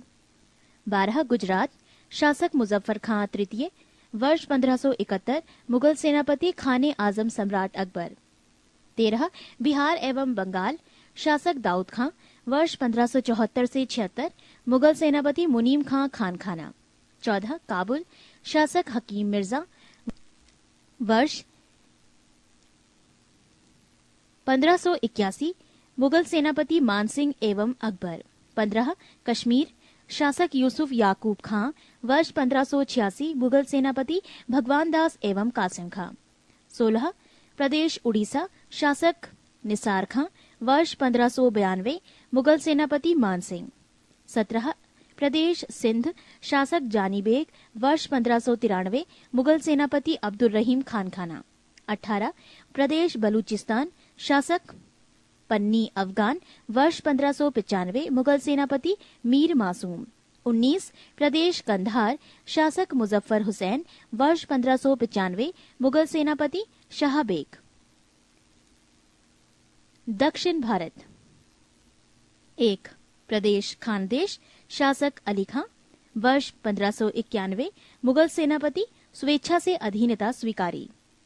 2 दौलताबाद, शासक चांद बीबी वर्ष 1599, मुगल सेनापति मुराद अब्दुल रहीम खानखाना अब्दुल फजल अकबर। 3 प्रदेश अहमदनगर, शासक बहादुर शाह चांद बीबी वर्ष 1600, मुगल सेनापति कुछ नहीं। 4 प्रदेश असीरगढ़, शासक मीरन बहादुर वर्ष 1601, मुगल सेनापति अकबर। ये अकबर का अंतिम अभियान था। पृष्ठ 91। पानीपत की दूसरी लड़ाई 5 नवंबर 1556 ईस्वी को अकबर और हेमू के बीच हुई थी। मक्का का तीर्थ यात्री के दौरान पाटन नामक स्थान पर मुबारक खां नामक युवक ने बैरम खां की हत्या कर दी। मई 1562 ईस्वी में अकबर ने हरम दल से अपने को पूर्णतः मुक्त कर लिया। हल्दी घाटी का युद्ध 18 जून 1576 ईस्वी को मेवाड़ के शासक महाराणा प्रताप एवं अकबर के बीच हुआ। इस युद्ध में अकबर विजयी हुआ। इस युद्ध में मुगल सेना का नेतृत्व मान सिंह एवं आसफ खां ने किया था। अकबर का सेनापति मान सिंह था। महाराणा प्रताप की मृत्यु 57 वर्ष की उम्र में 19 जनवरी 1597 ईस्वी में हो गई। गुजरात विजय के दौरान अकबर सर्वप्रथम पुर्तगालियों से मिला और यहीं उसने सर्वप्रथम समुद्र को देखा। दीने इलाही धर्म का प्रधान पुरोहित अकबर था। दीने इलाही धर्म स्वीकार करने वाला प्रथम एवं अंतिम हिंदू शासक बीरबल था। अकबर ने जैन धर्म के जैनाचार्य हरि विजय सूरी को जगत गुरु की उपाधि प्रदान की थी। राजस्व प्राप्ति की जब्ती प्रणाली अकबर के शासनकाल में प्रचलित थी। अकबर के दीवान राजा टोडरमल ने 1580 ईस्वी में 10 साल बंदोबस्त व्यवस्था लागू की। अकबर के दरबार का प्रसिद्ध संगीतकार तानसेन था। अकबर के दरबार के प्रसिद्ध चित्रकार अब्दुस सम्मत था। दसवंत एवं बसावन अकबर के दरबार के चित्रकार थे। अकबर के शासनकाल के प्रमुख गायक तानसेन, बाज बहादुर, बाबा रामदास एवं बैजू बाबरे थे। अकबर की शासन प्रणाली की प्रमुख विशेषता मनसबदारी प्रथा थी। अकबर के समकालीन प्रसिद्ध सूफी संत शेख सलीम चिश्ती थी। अकबर की मृत्यु 16 अक्टूबर 1605 ईस्वी को हुई। इसे आगरा के निकट सिकंदरा में दफनाया गया। स्थापत्य काल के क्षेत्र में अकबर की महत्वपूर्ण कृतियां हैं दिल्ली में हुमायूं का मकबरा, आगरा का लाल किला, फतेहपुर सीकरी में शाही महल, दीवाने खास, पंचमहल, बुलंद दरवाजा, जोधाबाई का महल, इबादत खाना, इलाहाबाद का किला और लाहौर का किला। अकबर के दरबार को सुशोभित करने वाले 9 रत्न इस प्रकार थे: 1 बीरबल, 2 अबुल फजल, 3 टोडरमल, 4 भगवान दास, 5 तानसेन, 6 मानसिंह, 7 अब्दुल रहीम खानखाना, 8 मुल्ला 2 प्याजा, 9 हकीम हुकाम। अबुल फजल का बड़ा भाई फैजी अकबर के दरबार में राजकवि के पद पर आसीन था। अबुल फजल ने अकबरनामा ग्रंथ की रचना की। वो दीने इलाही धर्म का मुख्य पुरोहित था। बीरबल के बचपन का नाम महेश दास था। संगीत सम्राट तानसेन का जन्म ग्वालियर में हुआ था। इनकी प्रमुख कृतियां थी मियाँ की टोड़ी, मियाँ का मल्हार, मियाँ का सारंग आदि। कंठाभरण वाणी विलास की उपाधि अकबर ने तानसेन को दी थी। अकबर ने भगवान दास आमेर के राजा भारमल के पुत्र को अमीर उल उमरा की उपाधि दी। अकबर के कुछ महत्वपूर्ण कार्य: दास प्रथा का अंत 1562, अकबर को हरम दल से मुक्ति 1562, तीर्थ यात्रा कर समाप्त 1563, जजिया कर समाप्त 1564, फतेहपुर सीकरी की स्थापना एवं राजधानी का आगरा से फतेहपुर सीकरी स्थानांतरण 1571, इबादत खाने की स्थापना 1575, इबादत खाने में सभी धर्मों के लोगों के प्रवेश की अनुमति 1578, मजहर की घोषणा 1579, दीने इलाही की स्थापना 1582, इलाही संबत की शुरुआत 1583, राजधानी लाहौर स्थानांतरित 1585। पृष्ठ 52। यूसुफ फजाइयों के विद्रोह को दबाने के दौरान बीरबल की हत्या हो गई। 1602 ईस्वी में सलीम जहांगीर के निर्देशन पर दक्षिण से आगरा की ओर आ रहे अबुल फजल के रास्ते में वीर सिंह बुंदेला नामक सरदार ने हत्या कर दी। मुगल सम्राट अकबर ने अनुवाद विभाग की स्थापना की। नकीब खां, अब्दुल कादिर बदायूनी तथा शेख सुल्तान ने रामायण एवं महाभारत का फारसी अनुवाद किया व महाभारत का नाम रज़्मनामा युद्धों की पुस्तक रखा। पंचतंत्र का फारसी भाषा में अनुवाद अबुल फजल ने अनवरी सादात नाम से तथा मौलाना हुसैन फैज ने यारे दानिश नाम से किया। हाजी इब्राहिम सरहदी ने अर्थवेद का मुल्लाह शाह मोहम्मद ने राज तरंगिणी का अब्दुल रहीम खान खाना ने तुज़के बाबरी का तथा फैजी ने लीलावती की फारसी में अनुवाद किया। फैजी ने नल दमयंती सूरदास द्वारा रचित कथा का फारसी में अनुवाद कर उसका नाम सहेली रखा। अकबर के काल को हिंदी साहित्य का स्वर्ण काल कहा जाता है। अकबर ने बीरबल को कविप्रिय एवं नरहरि को महापात्र की उपाधि प्रदान की। बुलंद दरवाजा का निर्माण अकबर ने गुजरात विजय के उपलक्ष्य में करवाया था। 4 बाग बनाने की परंपरा अकबर के समय शुरू हुई। अकबर ने शीरी कलम की उपाधि अब्दुस सम्मद को एवं जड़ी कलम की उपाधि मोहम्मद हुसैन कश्मीरी को दिया। नोट: मुगलों की राजकीय भाषा फारसी थी। जहांगीर 1605 से 1627 ईस्वी। अकबर का उत्तराधिकारी सलीम हुआ, जो 24 अक्टूबर 1605 ईस्वी को नूरुद्दीन महम जहांगीर बादशाही गाजी की उपाधि धारण कर गद्दी पर बैठा। जहांगीर का जन्म 30 अगस्त 1569 ईस्वी में हुआ था। अकबर ने अपने पुत्र का नाम सलीम सूफी संत शेख सलीम चिश्ती के नाम पर रखा। जहांगीर को न्याय की जंजीर के लिए याद किया जाता है। ये जंजीर सोने की बनी थी, जो आगरे के किले के शाहबुर्ज एवं यमुना तट पर स्थित पत्थर के खंबे में लगवाई हुई थी। जहांगीर द्वारा शुरू की गई तुज़के जहांगीरी नामक आत्मकथा को पूरा करने का श्रेय मौतबिंद खां को है। जहांगीर के सबसे बड़े पुत्र खुसरो ने 1606 ईस्वी में अपने पिता के विरुद्ध विद्रोह कर दिया। खुसरो और जहांगीर की सेना के बीच युद्ध जालंधर के निकट बहरावल नामक मैदान में हुआ। खुसरो को पकड़कर कैद में डाल दिया गया। खुसरो की सहायता देने के कारण जहांगीर ने सिखों के 5वें गुरु अर्जुन देव को फांसी दिलवा दी। खुसरो गुरु से गोइंदवाल में मिला था। अहमदनगर के वजीर मलिक अंबर के विरुद्ध सफलता से खुश होकर जहांगीर ने खुर्रम खां को शाहजहां की उपाधि प्रदान की। 1622 ईस्वी में कंधार मुगलों के हाथ से निकल गया। शाह अब्बास ने इस पर अधिकार कर लिया। नूरजहां ईरान निवासी मिर्जा गयाज बेग की पुत्री नूरजहां का वास्तविक नाम मेहरुन्निसा था। 1594 ईस्वी में नूरजहां का विवाह अली कुली बेग से संपन्न हुआ। जहांगीर ने एक शेर मारने के कारण अली कुली बेग को शेर अफगान की उपाधि प्रदान की। 1607 में शेर अफगान की मृत्यु के बाद मेहरुन्निसा अकबर की विधवा सलीम बेगम की सेवा में नियुक्त हुई। सर्वप्रथम जहांगीर ने नवरोज त्योहार के अवसर पर मेहरुन्निसा को देखा और उसके सौंदर्य पर मुग्ध होकर जहांगीर ने मई 1611 में उससे विवाह कर लिया। विवाह के पश्चात जहांगीर ने उसे नूरमहल एवं नूरजहां की उपाधि प्रदान की। नूरजहां के सम्मान में जहांगीर ने चांदी के सिक्के जारी किए। पृष्ठ 53। जहांगीर ने गियाज बेग को शाही दीवान बनाया एवं इत्मादुद्दौला की उपाधि दी। लाडली बेगम शेर अफगान एवं मेहरुन्निसा की पुत्री थी, जिसकी शादी जहांगीर के पुत्र शहरयार के साथ हुई थी। नूरजहां की मां असमत बेगम ने गुलाब से इत्र निकालने की विधि खोजी थी। महावत खां ने झेलम नदी के तट पर 1626 ईस्वी में जहांगीर, नूरजहां एवं उसके भाई आसफ खां को बंदी बना लिया था। जहांगीर के 5 पुत्र थे, 1 खुसरो, 2 परवेज, 3 खुर्रम, 4 शहरयार, 5 जहांदार। 28 अक्टूबर 1627 ईस्वी को भीमवार नामक स्थान पर जहांगीर की मृत्यु हो गई। उसे शाहदरा लाहौर में रावी नदी के किनारे दफनाया गया। मुगल चित्रकला अपने चरमोत्कर्ष पर जहांगीर के शासन काल में पहुंची। जहांगीर के दरबार के प्रमुख चित्रकार थे आगा रजा, अबुल हसन, मोहम्मद नासिर, मोहम्मद मुराद, उस्ताद मंसूर, बिशनदास मनोहर एवं गोवर्धन, फारूक बेग और दौलत।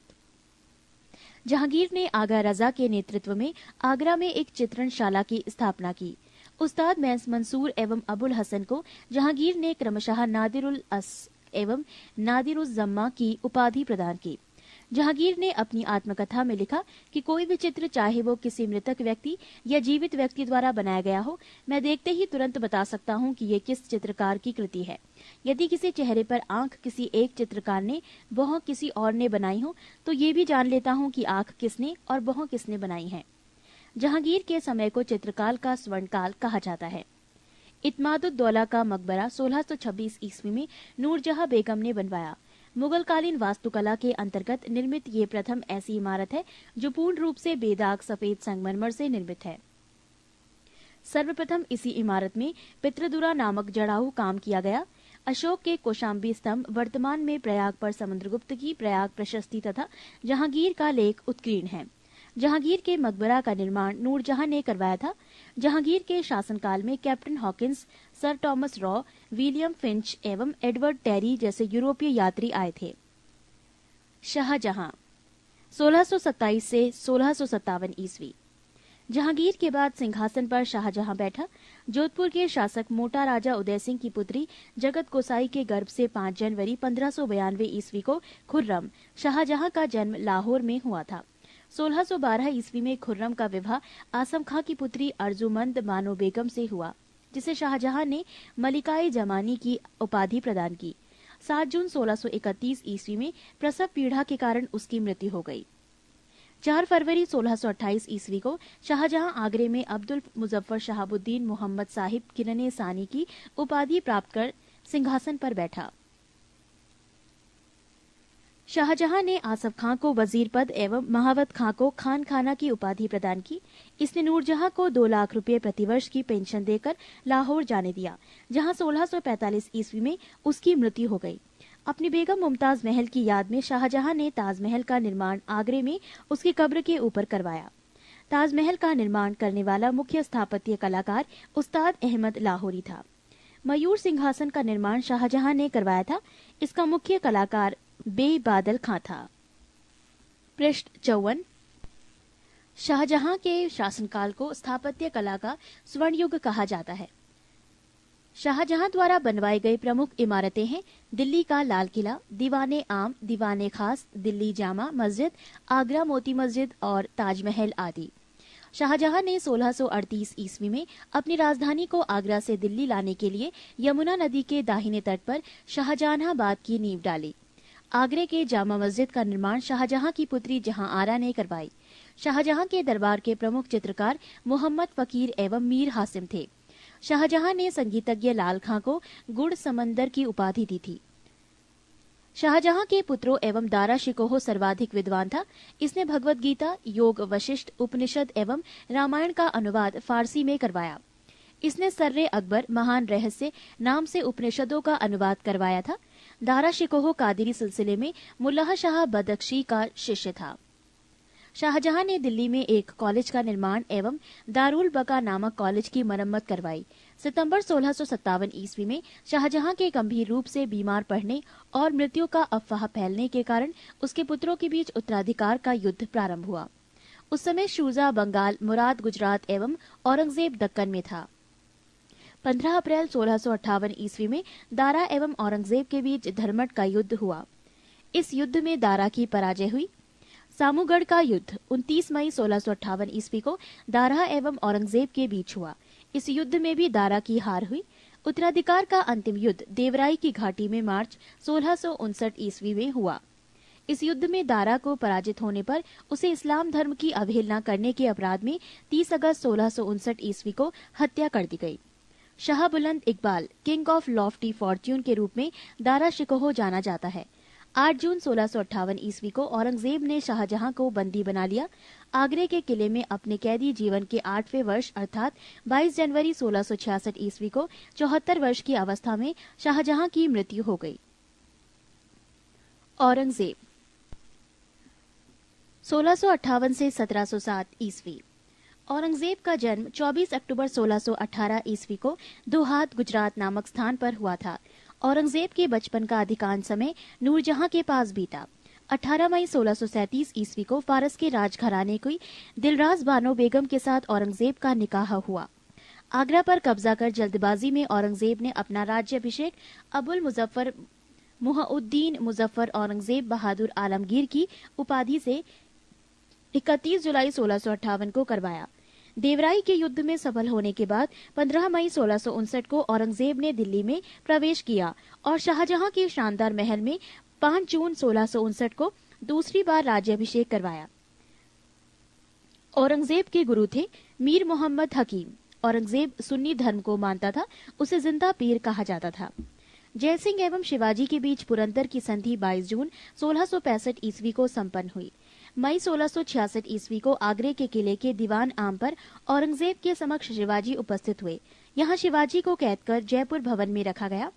इस्लाम नहीं स्वीकार करने के कारण सिखों के 9वें गुरु तेग बहादुर की हत्या औरंगजेब ने 1675 में दिल्ली में करवा दी थी। औरंगजेब ने 1679 ईस्वी में जजिया कर को पुनः लागू किया। औरंगजेब ने बीबी का मकबरा का निर्माण 1679 ईस्वी में औरंगाबाद महाराष्ट्र में करवाया। पृष्ठ 55। 1686 ईस्वी में बीजापुर एवं 1697 में गोलकुंडा को औरंगजेब ने मुगल साम्राज्य में मिला लिया। मदन्ना एवं अकन्ना नामक ब्राह्मणों का संबंध गोलकुंडा के शासक अब्दुल हसन से था। औरंगजेब के समय हुए जाट विद्रोह का नेतृत्व गोकुला एवं राजाराम ने किया। 1670 ईस्वी में तिलपत की लड़ाई में जाट परास्त हुए। गोकुल को मौत के घाट उतार दिया गया। इसके बावजूद जाटों ने 1685 ईस्वी में राजाराम के नेतृत्व में पुनः विद्रोह किया। इन जाटों ने सिकंदरा में स्थित अकबर के मकबरे को भी लूटा। भरतपुर राजवंश की नींव औरंगजेब के शासनकाल में जाट नेता एवं राजाराम के भतीजा चूड़ामन ने डाली। औरंगजेब ने के समय में हिंदू मनसबदारों की संख्या लगभग 337 थी, जो अन्य मुगल सम्राटों की तुलना में अधिक थी। औरंगजेब का पुत्र अकबर ने दुर्गादास के बहकावे में आकर अपने पिता के खिलाफ विद्रोह किया।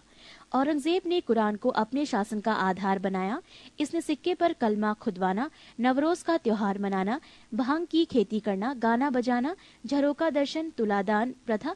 इस प्रथा में सम्राट को उसके जन्मदिन पर सोने, चांदी तथा अन्य वस्तुओं से तौलने की प्रथा थी। ये अकबर के जमाने में प्रारंभ हुई थी। आदि पर प्रतिबंध लगा दिया। औरंगजेब ने दरबार में संगीत पर पाबंदी लगा दी तथा सरकारी संगीतज्ञों को अवकाश दे दिया गया।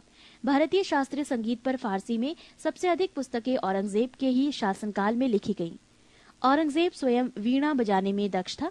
औरंगजेब ने 1665 ईस्वी में हिंदू मंदिरों को तोड़ने का आदेश दिया। इसके शासनकाल में तोड़े गए मंदिरों में सोमनाथ का मंदिर, बनारस का विश्वनाथ मंदिर एवं वीर सिंह देव द्वारा जहांगीर काल में मथुरा में निर्मित केशव राय मंदिर थे। औरंगजेब की मृत्यु 20 फरवरी 1707 ईस्वी को हुई। इसे खुलदाबाद, जो अब रोजा कहलाता है, में दफनाया गया। औरंगजेब के समय सूबों की संख्या 20 थी। औरंगजेब दारुल हर्ब, काफिरों का देश, को दारुल इस्लाम, इस्लाम का देश में परिवर्तित करने को अपना महत्वपूर्ण लक्ष्य मानता था। नोट: औरंगजेब के शासनकाल में मुगल सेना में सर्वाधिक हिंदू सेनापति थे।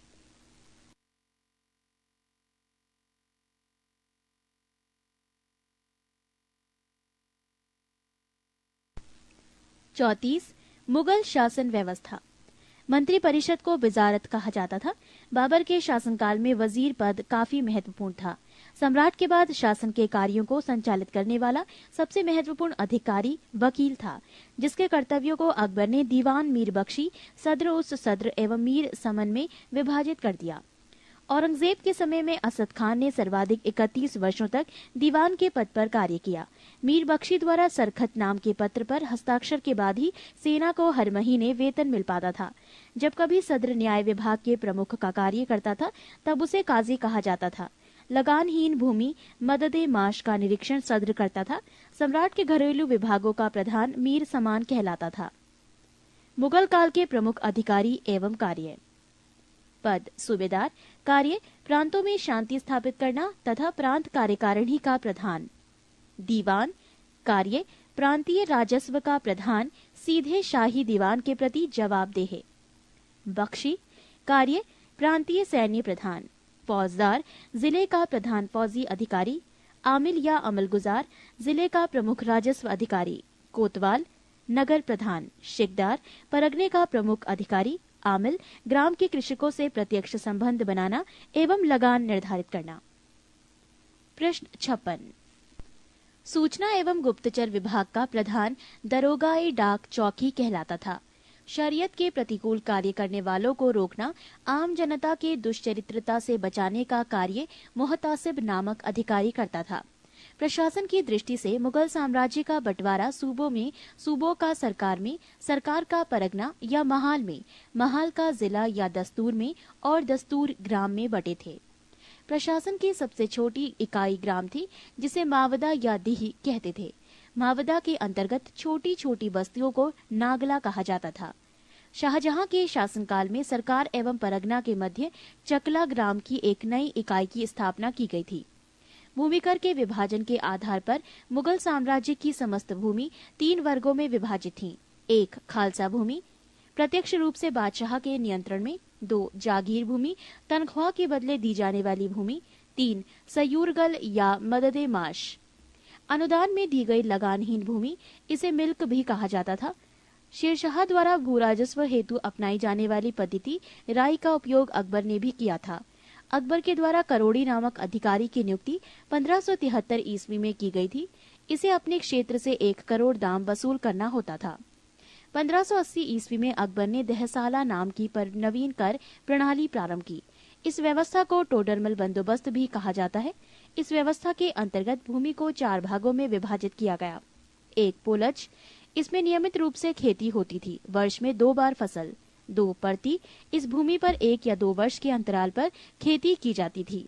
3 चाचर, इस पर 3 से 4 वर्ष के अंतराल पर खेती की जाती थी।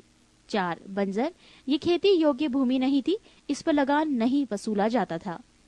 1570 से 71 ईस्वी में टोडरमल ने खालसा भूमि पर भू राजस्व की नवीन प्रणाली जब्ती प्रारंभ की। इसमें कर निर्धारण की 2 श्रेणी थी, एक को तख्शीस एवं दूसरे को तहसील कहते थे। औरंगजेब ने अपने शासनकाल में नस्क प्रणाली को अपनाया और भू राजस्व की राशि को उपज का आधा कर दिया। मुगल काल में कृषक 3 वर्गों में विभाजित थे। 1 खुदकाश्त, ये किसान उसी गांव की भूमि पर खेती करते थे जहां के वो निवासी थे। 2 पाही काश्त, ये दूसरे गांव जाकर कृषि कार्य करते थे। 3 मुजारियन, खुदकाश्त कृषकों से भूमि किराए पर लेकर कृषि कार्य करते थे। मुगल काल में रुपये की सर्वाधिक ढलाई औरंगजेब के समय में हुई। आना सिक्के का प्रचलन शाहजहां ने करवाया। जहांगीर ने अपने समय में सिक्कों पर अपनी आकृति बनवाई, साथ ही उस पर अपना एवं नूरजहां का काम अंकित करवाया। सबसे बड़ा सिक्का शनसब सोना का था। स्वर्ण का सबसे प्रचलित सिक्का इलाही था। मुगलकालीन अर्थव्यवस्था का आधार चांदी का रुपया था। दैनिक लेन देन के लिए तांबे के दाम का प्रयोग होता था। 1 रुपया में 40 दाम होते थे। मुगल सेना 4 भागों में विभक्त थी। 1 पैदल सेना, 2 घुड़सवार सेना, 3 तोपखाना और 4 हाथी सेना। मुगलकालीन सैन्य व्यवस्था पूर्णतः मनसबदारी प्रथा पर आधारित थी। इसे अकबर ने प्रारंभ किया था। पृष्ठ 57। 10 से 500 तक मनसब प्राप्त करने वाले मनसबदार, 500 से 2500 तक मनसब प्राप्त करने वाले उमरा एवं 2500 से ऊपर तक मनसब प्राप्त करने वाले अमीर आजम कहलाते थे। जात से व्यक्ति के वेतन एवं प्रतिष्ठा का ज्ञान होता था। सवार पद से घुड़सवार दस्तों की संख्या का ज्ञान होता था। जहांगीर ने सवार पद में 2 अस्पा एवं सिंह अस्पा की व्यवस्था की। सर्वप्रथम ये पद महाबत खां को दिया गया। मुगलकालीन लगान वसूल करने की व्यवस्थाएं। गल्ला बख्शी, इसमें फसल का कुछ भाग सरकार द्वारा ले लिया जाता था। नसक, इसमें खड़ी फसल के आधार पर लगान का अनुमान लगाकर फसल कटने पर उसे ले लिया जाता था। ये व्यवस्था बंगाल में थी। जब्ती, इसमें बोई गई फसल के आधार पर लगान का निश्चय किया जाता था, जो नकद लिया जाता था। 35 मराठों का उत्कर्ष। मराठा साम्राज्य का संस्थापक शिवाजी थे। शिवाजी का जन्म 6 अप्रैल 1627 ईस्वी में शिवनेर दुर्ग यानी जुन्नार के समीप में हुआ था। शिवाजी के पिता का नाम शाहजी भोसले एवं माता का नाम जीजाबाई था। शाहजी भोसले की दूसरी पत्नी का नाम तुकाबाई मोहिते था। शिवाजी के गुरु कोंडदेव थे। आध्यात्मिक क्षेत्र में शिवाजी के आचरण पर गुरु रामदास का काफी प्रभाव था। शिवाजी का विवाह साईबाई निम्बालकर से 1640 ईस्वी में हुआ। शाहजी ने शिवाजी को पूना की जागीर प्रदान कर स्वयं बीजापुर रियासत में नौकरी कर ली। अपने सैन्य अभियान के अंतर्गत 1644 ईस्वी में शिवाजी ने सर्वप्रथम बीजापुर के तोरण नामक पहाड़ी किले पर अधिकार किया। 1656 ईस्वी में शिवाजी ने रायगढ़ को अपनी राजधानी बनाया। बीजापुर के सुल्तान ने अपने योग्य सेनापति अफजल खां को सितंबर 1665 ईस्वी में शिवाजी को पराजित करने के लिए भेजा। शिवाजी ने अफजल खां की हत्या कर दी। शिवाजी ने सूरत को 1664 ईस्वी एवं 1679 ईस्वी में लूटा। पुरंदर की संधि 1665 ईस्वी में महाराजा जयसिंह एवं शिवाजी के मध्य संपन्न हुई। 1672 ईस्वी में शिवाजी ने पन्हाला दुर्ग को बीजापुर से छीना। 5 जून 1674 ईस्वी को शिवाजी ने रायगढ़ में वाराणसी काशी के प्रसिद्ध विद्वान श्री गंगा भट्ट द्वारा अपना राज्य अभिषेक करवाया। मूल रूप से गंगा भट्ट महाराष्ट्र का एक सम्मानित ब्राह्मण था जो लंबे समय से वाराणसी में रह रहा था। शिवाजी को औरंगजेब ने मई 1666 ईस्वी में जयपुर भवन में कैद कर लिया, जहां से वो 16 अगस्त 1666 ईस्वी में भाग निकले। मात्र 53 वर्ष की आयु में 3 अप्रैल 1680 ईस्वी को शिवाजी की मृत्यु हो गई। महाराष्ट्र के प्रमुख संत। 1. ज्ञानदेव या ज्ञानेश्वर 1271 से 1296। महाराष्ट्र में भक्ति आंदोलन के जनक, मराठी भाषा और साहित्य के संस्थापक, भगवत गीता पर भवार्थ दीपिका नामक बृहत टीका लिखी, जिसे सामान्य रूप से ज्ञानेश्वरी के नाम से जाना जाता है। 2. नामदेव 1270 से 1350। इनके आराध्य देव पांढरपुर के विठोबा या विठल विष्णु के रूप थे। विठोबा या विठल की उपासना को बरकरी संप्रदाय के नाम से जाना जाता है, जिसकी स्थापना नामदेव ने की थी। 3. एकनाथ 1533 से 1599। इन्होंने रामायण पर भावार्थ रामायण नामक टीका लिखी। 4. तुकाराम 1598 से 1650। इन्होंने भक्तिपरक कविताएं लिखी, जिन्हें अम्भग कहा जाता है। ये अभंग भक्तिपरक काव्य के ज्योति पुंज हैं। 5. रामदास 1608 से 1681। महाराष्ट्र के अंतिम महान संत कवि।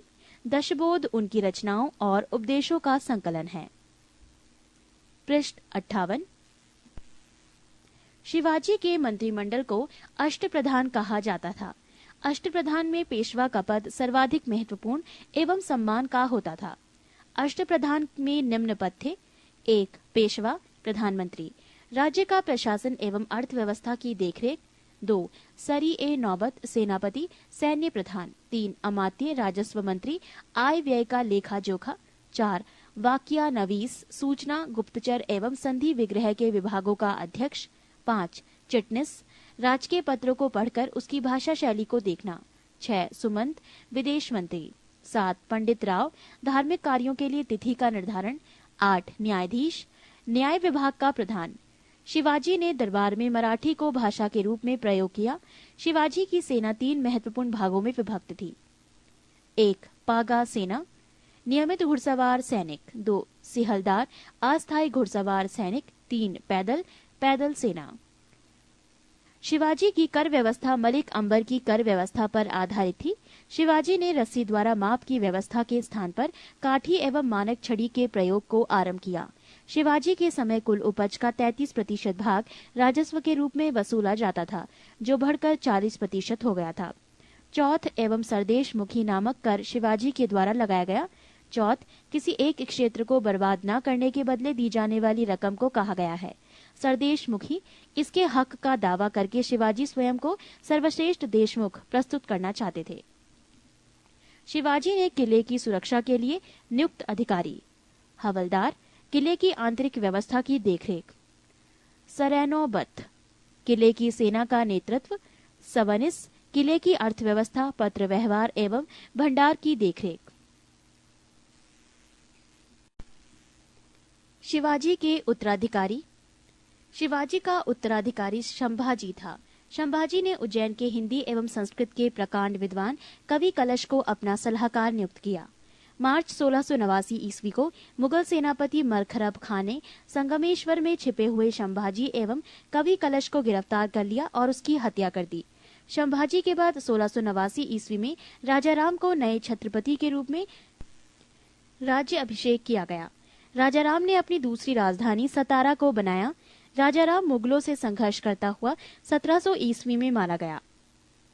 राजाराम की मृत्यु के बाद उसकी विधवा पत्नी ताराबाई अपने 4 वर्षीय पुत्र शिवाजी द्वितीय का राज्याभिषेक करवाकर मराठा साम्राज्य की वास्तविक संरक्षिका बन गई। 1707 ईस्वी में औरंगजेब की मृत्यु के बाद संभाजी के पुत्र साहू, जो औरंगजेब के कब्जे में थे, भोपाल के निकट के मुगल शिविर से वापस महाराष्ट्र आया। साहू एवं ताराबाई के बीच 1707 ईस्वी में खेड़ा का युद्ध हुआ, जिसमें साहू विजयी हुआ। साहू ने 22 जनवरी 1708 ईस्वी को सतारा में अपना राज्य अभिषेक करवाया। साहू के नेतृत्व में नवीन मराठा साम्राज्यवाद के प्रवर्तक पेशवा लोग थे, जो साहू के पैतृक प्रधानमंत्री थे। पेशवा पद पहले पेशवा के साथ ही वंशानुगत हो गया था। 1713 ईस्वी में साहू ने बालाजी विश्वनाथ को पेशवा बनाया। इनकी मृत्यु 1720 ईस्वी में हुई। इसके बाद पेशवा बाजीराव प्रथम हुए। पृष्ठ 59। पेशवा बाजीराव प्रथम ने मुगल साम्राज्य की कमजोर हो रही स्थिति का फायदा उठाने के लिए साहू को उत्साहित करते हुए कहा कि आओ, हम इस पुराने वृक्ष के खोखले तने पर प्रहार करें। शाखाएं तो स्वयं गिर जाएंगी। हमारे प्रयत्नों से मराठा पताका कृष्णा नदी से अटक तक फहराने लगेगी। उत्तर में साहू ने कहा, निश्चित रूप से ही आप इसे हिमालय के पार गाड़ देंगे। निसंदेह आप योग्य पिता के योग्य पुत्र हैं। पालखेड़ा का युद्ध 7 मार्च 1728 ईस्वी बाजीराव प्रथम एवं निजामुल मुल्क के बीच हुआ, जिसमें निजाम की हार हुई। निजाम के साथ मुंशी शिवगांव की संधि हुई।